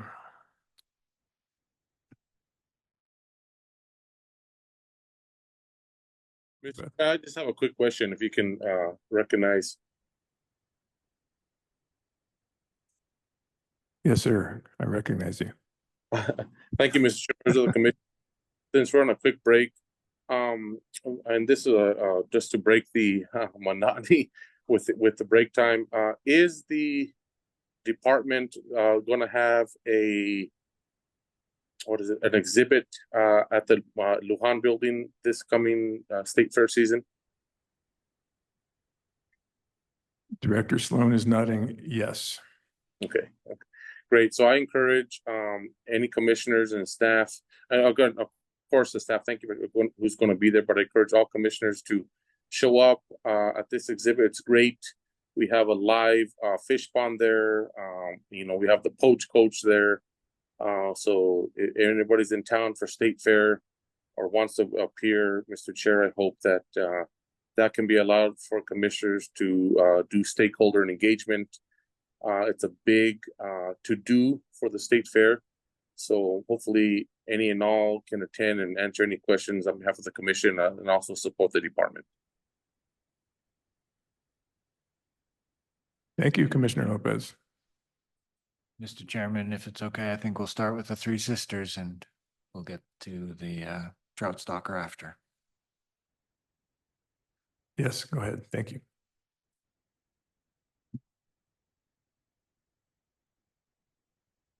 Morning, Commissioners. Apologies for this. Mr. Chairman, are you ready to begin? I am. Please proceed. Thank you. Okay. Commissioners, my name is Ty Jackson. I'm the captain of the Northeast area out of Raton. This will be a shooting preserve application for the Three Sisters Ranch. owned by Mr. John Ness. Statutory authority for shooting preserves is under 17-336. There is a regulation, which also goes along with this, and it is going to be under Title 19, Chapter 35, Part 3. Essentially, I can go into as little or as much depth as you'd like on these, but essentially the minimum acreage is 30 acres for shooting preserves. Maximum is the contiguous deeded property. Does not include any public land. A shooting preserve can't include any public land. Hunters on an approved shooting preserve have to follow the same methods for all that all other small game hunters have to follow.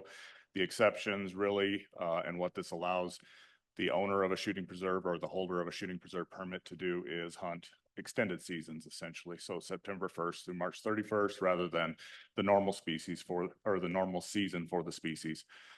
The Three Sisters application is for pheasant and bobwhite quail. So the regular pheasant season is December 12th through the 15th. Obviously, that would be extended. The regular quail is November 15th through February 15th. Obviously, that also would be extended. Shooting preserves are allowed to legally release propagated pheasant and quail or other species if approved on the permit. These are obtained by the owner or the holder of the permit from a licensed propagator. So these are not just random birds that they're buying somewhere for disease reasons. There's a $200 fee annually for these preserves. The Three Sisters Ranch in particular, or specifically, is about 23 miles southeast of Springer. It's right up against the Canadian River drainage. It basically the canyon, the west edge of the canyon is the ranch here. And it is this portion of the ranch. The entire ranch is not in this application because it's not all contiguous, but this portion of the ranch is about 1,700 acres, almost 1,800 acres. So this will give you some idea. It's kind of difficult to see here, but if you look on the kind of top left, that is the junction of the Springer to Clayton Highway and then I-25 going north-south. That is Springer right there. And right in the very center of the screen, there's kind of a dot. That'll show you basically the location. And this will give you a little better idea of how that property lays. A little difficult to see on the screen there. I don't know if you can see it on yours. But the blue line is the outline of the contiguous deeded property that would be included in this application. As you can see, it borders right up along the edge of the canyon there. The primary hunting area will be essentially right in the center here, but any of this would be huntable. This permit will allow for the propagation or possession of up to 300 pheasant and 300 bobwhite quail annually. These are usually high numbers. I doubt that they reach these numbers, but this is the maximum that would be allowed for release on this property. Our officers and biologists have inspected the property, actually done a site visit. This application actually has been kind of in the works for almost 2 years now for a variety of reasons. There was some turnover both in biologists and in field operations staff. And so staff have been out there twice to look at this and inspect it. Most recently about a month and a half ago. And basically what they found is that the property is suitable for the species for holding habitat. And this shooting preserve, if approved, basically will provide some additional hunting opportunity in that part of the state. There's not a lot of upland game in this part of the state. There's not a lot of native quail and there's essentially no pheasant there. So naturally occurring. Our recommendation is based on the inspection of the property that the commission approved this shooting preserve. We don't know of any possible conflicts or any other prior interests in the operation. And it is, again, entirely on deeded property. We can go back to that map if you'd like to see it. There is some bordering state land, but this is kind of in the middle of nowhere. There's not a lot close by. And with that, I'll stand for any questions. Any questions from the public? Commissioners? I do have a question. This species, the pheasant and the bob whites, are they gonna be reproduced there? Most likely, no, they do not have a propagation facility. These will be that they're buying these birds from a legal, licensed propagator. So they purchase the birds from a propagator, bring them in, release them, and folks are able to hunt. So my question will be, how does the New Mexico Department of Game and Fish maintains record of those? I'm assuming they'll come from another state. Yes. That they don't have any diseases or anything that it will put in our species. So they may or may not come from another state. We do have legal licensed propagators in the state.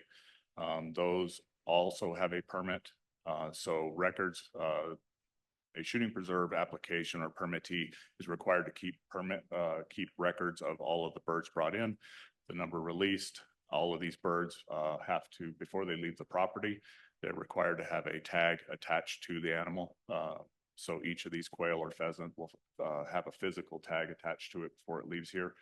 And all of that goes into them not taking natural or the natural or the other game birds that are on the property illegally or outside of these.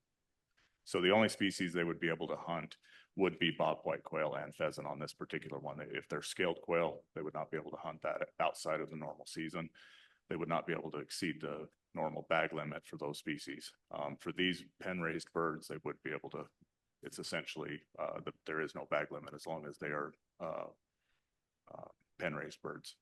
I guess my question is more of how do we prevent any diseases from spreading? It's because we require them to go through licensed propagators. And so the propagators have to follow certain disease requirements. Okay, thank you. Thank you, Commissioner. Any other questions? Do I have a motion on shooting preserve application for Mr. Ness? Mr. Chair, I'd like to make a motion, please. Thank you, Commissioner. Do you have a second? Second. All those in favor signify by saying yay. Mr. Chair, for the record, I think we need to hear exactly what the motion is. May I have a motion on the shooting preserve application for Mr. Ness? Mr. Chair, move to approve the shooting preserve on 1,787 acres of the Three Sisters Ranch property located in the Mora and Harding counties as presented by the department. Is there a second? Second. All those in favor signify by saying yay. Yay. Yay. Opposed, nay. Motion passes. Thank you. Thank you, sir.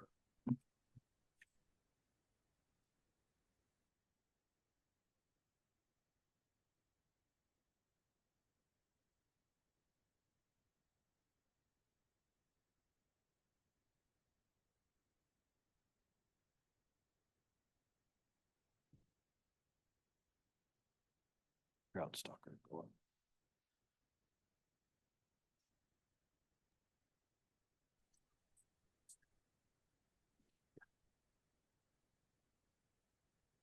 Mr. Chair and directors, if the staff can get the Trout Stalker Ranch, oh, there it is. Okay, I was just saying, let's do it. It's a good project. Go ahead. Chairman, Commission, my name is Darrell Cole. I'm the captain of the Northwest area. Today I'll be presenting a shooting preserve application for Trout Stalker Ranch owned by Dan Perry. As with the other shooting preserve application, the authority lies within 17.336, where you guys can issue the licenses authorizing the establishment of that regulated game bird shooting preserve on private lands. 1935 NMAC states that the minimum size is 30 acres. I believe the property we're looking at today is over 600 contiguous deeded acres. Again, hunters must use the same methods for hunting small game that everybody else has to use, and there is a special season, as stated earlier, of September 1st through March 31st, and during legal hunting hours. This application is for pheasant only, whereas the last one was pheasant and bobwhite. This application is only for pheasant, and its season runs December 12th through 15th. These shooting preserves, they can release legally propagated pheasant, and as Captain Jackson talked about earlier, those come from certified, approved propagation facilities. And but they cannot be hunted outside of the shooting preserve season. Fee for a shooting preserve permit is $200 annually. The location of this preserve is, or this proposed shooting preserve, is approximately 3.5 miles south to southwest of Chama, New Mexico. It is in Rio Arriba County in our Game Management Unit 4. 1,600 contiguous deeded acres. Here's a kind of an outline of the map. If you look up just about 3/4 of the way up on the far right, that area right there is the Chama proper. I think I have another map here, kind of gives you a better idea. Yes. So it would be this area outlined in blue. This permit would allow for propagation or possession of up to 200 pheasants. A couple of our officers have been out to that property. Ones that I know of, I know our habitat, or not our habitat, our big game manager has been out there for some other things. He inspected this property, the officer inspected the property, and I believe there've been some other department personnel, habitat specialists, probably looking at some other projects. And it's been found that there's suitable temporary holding habitat for these propagated pheasant. This shooting preserve, if approved, would provide increased hunter opportunity in the area. So based on those inspections by department personnel and their contacts with the applicant in this shooting preserve application, we know of no conflicts. None of the neighbors have shown any objections to this shooting preserve, and we know of no possible conflicts with reasonable prior interest, as operation is all on deeded land. And with that, I'll stand for questions. Thank you, Daryl. Are there any public comments or questions? Commissioners? Mr. Chair, Commissioner Lopez. I'd like to thank Major Cole for the great presentation and this application being in the great county of Rio Arriba, controversial county of Rio Arriba. I move to approve a shooting preserve on 600 acres of the Trout Stalker Ranch property located in Rio Arriba County as presented by the department. Is there a second? Second. All in favor signify by saying yay. Yay. Yay. Opposed? Yes. Nay. Motion passes. Chairman, Commission, thank you. Thank you, Daryl. Okay, item number 12, agenda item number 12 is a general public comment during which members of the public have 3 minutes to provide information and comment on any topic.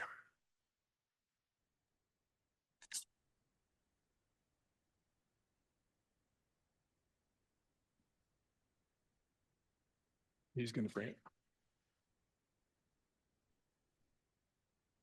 Mr. Chair. Commissioner Lopez. Thank you, Mr. Members of the Commission. I don't know if this would be appropriate to ask. Would this be an appropriate time for the commissioners of respectable districts and at-large areas to present a update regarding the activities of the commissioners in the respective districts and seats? Let's do that after public comment, if you don't mind. Thank you, Mr. Chair.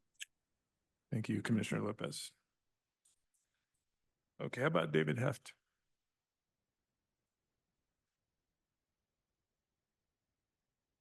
Chair, Commissioners. I'd like to, I hate the term shout out, but turn pat on the back to some of the department's officers down in the Alamogordo area. As you know, last time at this commission meeting, I brought up the subject that unfortunately we've had too many incidents of over-the-counter barber sheep hunters shooting bighorn sheep by mistake. Working with the department at the time, we've been able to initiate some educational opportunities. The Wild Sheep Foundation has produced an informational brochure, and with the department's assistance, we've gotten that a list of vendors, and we're in the process of providing all those vendors with those informational brochures. Trying to promote him here. Sergeant Jason Klein down the Alamogordo District and his officers, working with them, that west side of the Sacramento Mountains is a prime over-the-counter barber sheep hunting area. And of course, we reintroduced desert bighorn sheep down there 6 years ago. We've had the highest number of incidents have been in that area. Sergeant Klein and his officers have been very instrumental in helping to get additional signing in the field at public access points. That the signs were bought by the New Mexico Chapter Wild Sheep Foundation. And if any of you have seen that area, that's a pretty tough area for anybody to get around in. So those officers spend a lot of time, and right now it's pretty warm down in that country. So I think they deserve a big pat on the back. Our conservation officers, in my opinion, don't get enough recognition. You know, they're the front line in the interaction between the department and the public. And I just wanted to recognize Sergeant Klein and his officers down there and say thank you to the department for working on this issue with us. Thank you, Mr. Heft. Mr. Chairman, if I may, I'd like to also thank the New Mexico Wild Sheep Foundation for their efforts in making the brochure and paying for the signs and everything. Thank you. Thank you, Director Sloan. Brian Bird.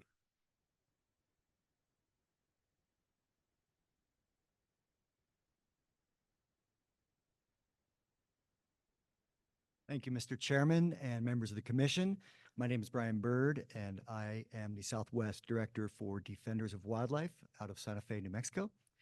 And I am sorry I missed the item earlier on the State Wildlife Action Plan, but I'm here today to comment on that. As you all probably know, since you are the commissioners, New Mexico ranks number 4 in the entire country for biodiversity. And we should be very proud of that. We are very lucky to live in a state with so many wildlife and plants. We're number 2 in bird diversity in the entire country, and we're number 3 in mammals and reptiles, which is pretty impressive when you think of how much of a big country we are and how much diversity there is in the country. In total, we have approximately 4,583 species of wildlife and plants in the state of New Mexico, which is pretty impressive. However, 24 of those are already extinct or presumed extinct. And as you know, we're facing a biodiversity crisis in the country and in the world. And we have the ability here in New Mexico to take care of our own biodiversity. And I just want to say today, I was honored to be appointed and a member of the New Mexico SWAP core team. So I have been working with that group on this draft list of SGCN and conservation actions. And I'm here today to say it's been an extraordinary process. It's been very impressive. I want to recognize your technical staff, including Jeannie Seamster. She has done an outstanding job of making a scientifically defensible list of SGCN, a thorough list, and it's definitely one that you all can stand behind and feel good about. So I just want to recognize that. I also think I'm really happy to see the list growing this year and to include insects and especially pollinators. It's very important that we protect our pollinators for obvious reasons. And I just want to thank the department staff for doing such a good job on this, and I think you all should be very proud. I also think the number of species that are on the SGC in this list have obviously grown, and that's unfortunate. But I think it also speaks to the fact that we need to work very hard at securing a recurring budget allocation for the department so that we can work to recover these species and turn this biodiversity crisis around. I also think it's a good testament for expanding the explicit authority of the department to protect all of our wildlife and plants in the state of New Mexico.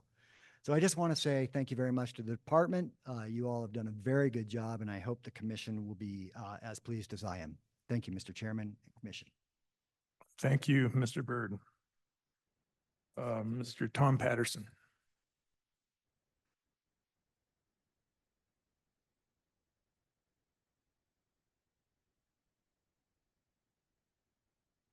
Mr. Chairman, Commission members, my name is Tom Patterson. I'm the President-elect of the New Mexico Cattle Growers Association. The Department of Game and Fish is one of the lead agencies on the Mexican Wolf Executive Committee, which through its members has management authority over Mexican wolves.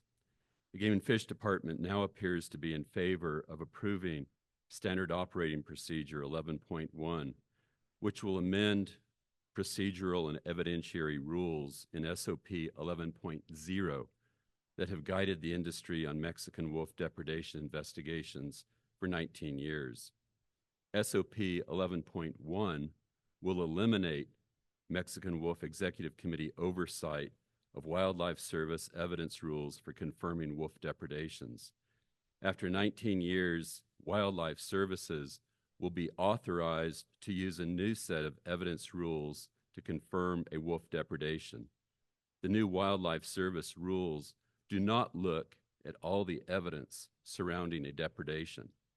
The new rules look at only one category of evidence, subcutaneous hemorrhaging and tissue damage, which will disappear in our arid, rugged, large pastures in the Southwest, long before a livestock owner will ever find the carcass. The effect of that is that there will be fewer confirmed depredations, which means that New Mexico livestock producers will not be eligible to receive federal monies to pay for their damages. I'm here to ask you to instruct the Game and Fish Department to vote against approval of SOP 11.1 at the Mexican Wolf Executive Committee meeting on October 30th in Pine Top, Arizona. 3 points. First, why? Why isn't Wildlife Services willing to consider all the evidence? Second, we're told that the Game and Fish Department should defer to Wildlife Services because it is the supposed expert. I disagree. In every other state in the West, except for Arizona and New Mexico, Wildlife Service considers more than one category of evidence. Indeed, it looks at multiple or all categories of evidence. How is it that Wildlife Services can be the expert if it has the harshest standards here in New Mexico and Arizona than in any other state in the West? Third, I see you, our Game Commission, is charged with protecting New Mexicans. SOP 11.1 will relinquish oversight of evidence standards. Why allow Wildlife Services to use new rules that are political, not scientific rules? Why would New Mexico...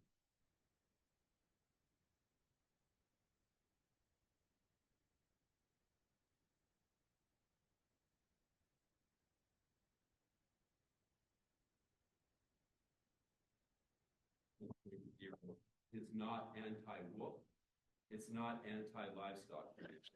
SOP 11.1, by contrast, is anti-New Mexico livestock producer. Mr. Patterson, your 3 minutes is up. Thank you. Jesse DuBell.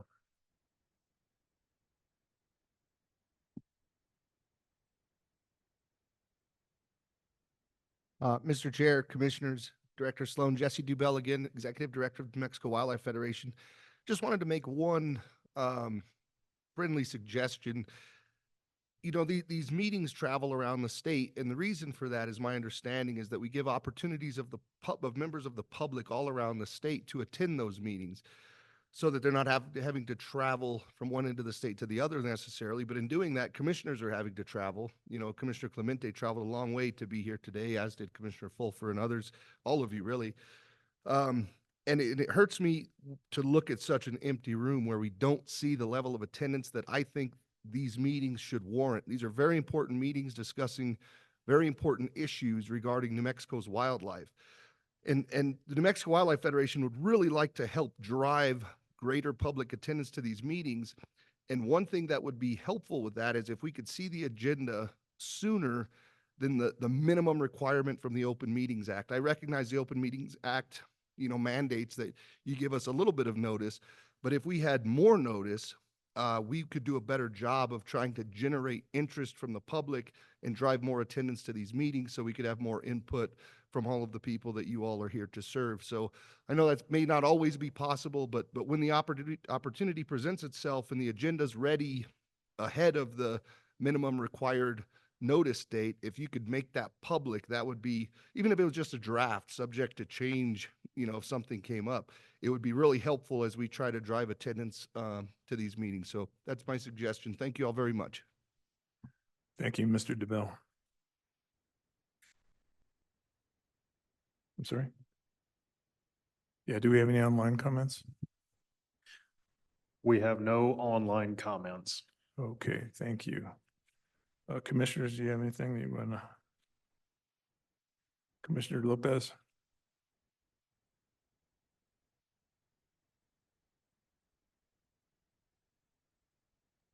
Mr. Chair, thank you. I do have a quick update regarding the Northwest District, and forgive me for not being on camera right now. I'm getting some stuff done. Recently, I was able to attend the interim land grant committee in Rio River County, where the Laguna del Campo was discussed among the interim land grant committee and the heirs of Laguna del Campo Terminal Land Grant. And also recently, which actually made the Rio Grande Sun, Director Sloan and myself, along with Chief Lively, did attend a county commission meeting where stakeholders in Rio River County expressed concerns regarding the E+ program and its faults. They also expressed concerns regarding the department's biased approach, which is not true, towards E+ issuance of tags. So we've been very active. I think all commissioners have been active within the respective districts. Just wanted to give an update, but thank you for staff and commissioners for doing what we do and supporting the stakeholders in New Mexico. Thank you, Commissioner Lopez. Anyone else?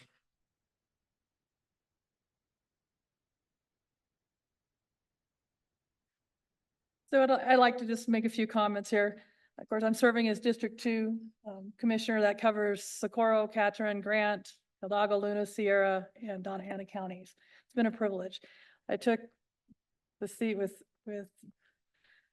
Richard Stump here March 8th. It's been 5 months now. Can you believe that? It's been a very enriching journey. Over the past 5 months, I've spent a lot of time listening. Active listening is an incredibly important part to understand what the challenges are that are facing our state as well as our interest of our stakeholders. I've had numerous conversations. I've attended various wildlife organization meetings and trying to understand as many perspectives as possible. I welcome you to communicate with me anytime.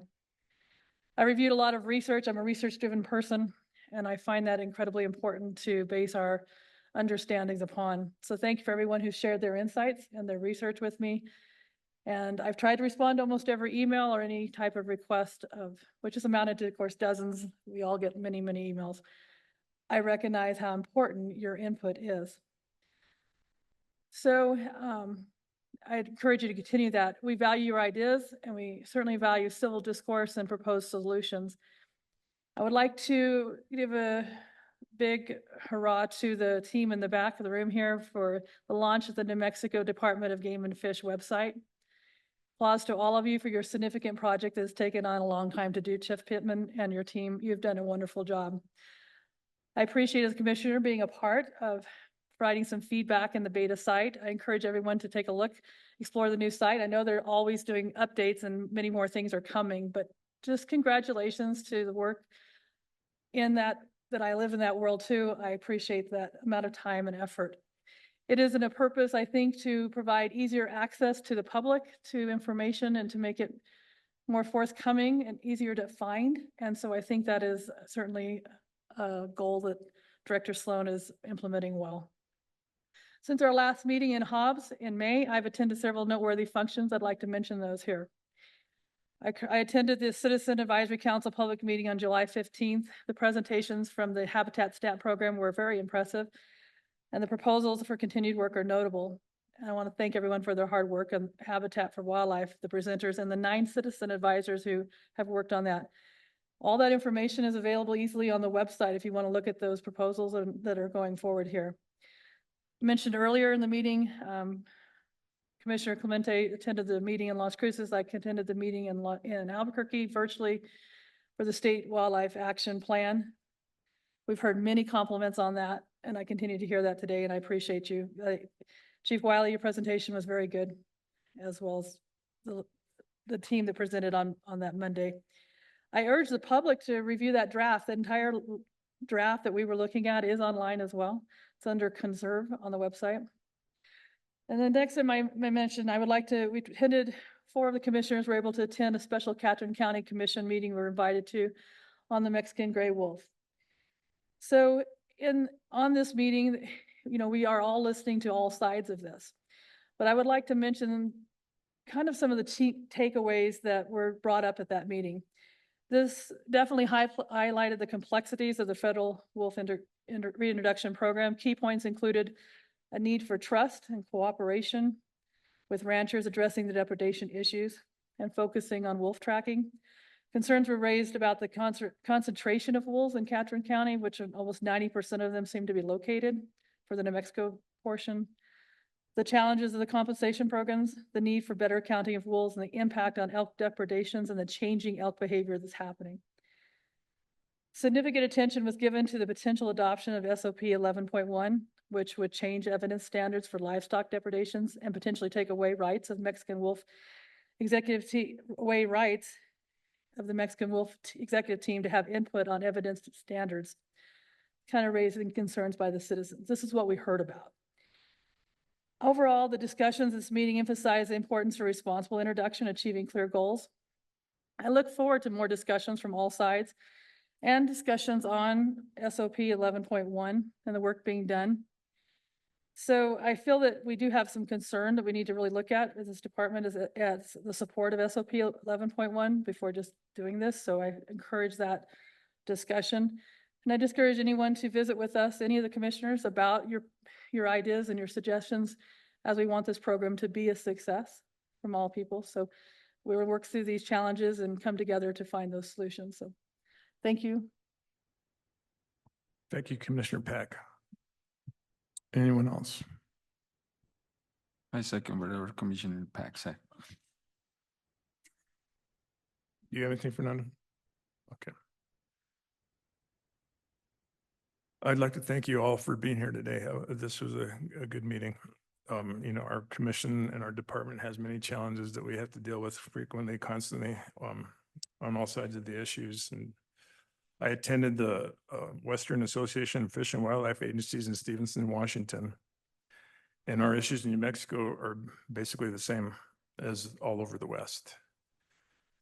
We as commissioners we're challenged with the burden of responsibility regarding wildlife management and policy, and impacts to habitat, wildlife, people, and sometimes even entire communities.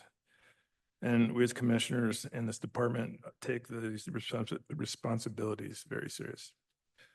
So on that note, I'd like to move on to agenda number 13, the executive session. Mr. Chairman, I don't know if you want to consider taking an early lunch and coming back, or would you think executive session will be short enough and we'll just finish up? It's completely up to you, but I thought I'd offer it as a suggestion.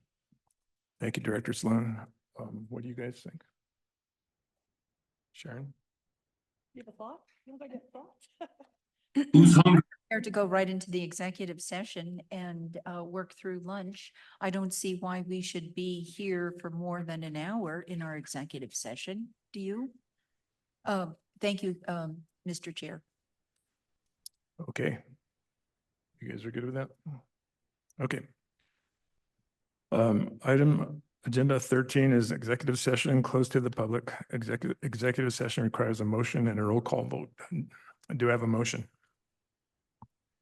I Mr. so moved Chairman, I have a to- motion to move to adjourn into the executive session closed to the public pursuant to section 10:15:1 to discuss property purchase, acquisition, or disposal pursuant to section 10:15:1 H7 to discuss attorney-client privilege litigation update and 10:15:1 limited to personnel matters.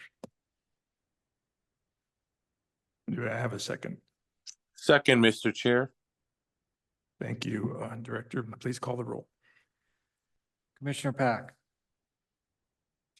Yes.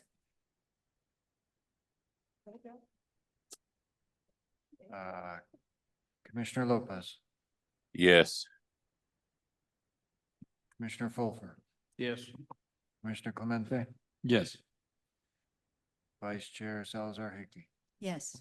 Chair Stone. Yes. Motion passes.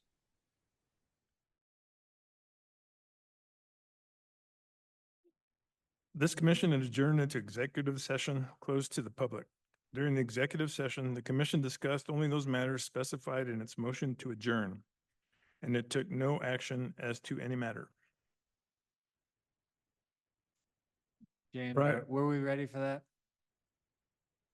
We're back on? Great, thank you. Prior to adjourning for the day, I would like to request the director have staff bring forward at the next commission meeting a recommendation on how to reduce conflicts between shed hunting and spring hunts, as well as reduce habitat damage caused by the large number of folks in the field. The commission continues to hear that shed hunting and overcrowding are significant issues, and we would like to have the department bring forward a recommendation on how to address the problem. With that, thank you to all who attended today. Our next meeting will be November 8th in Las Cruces. We are adjourned.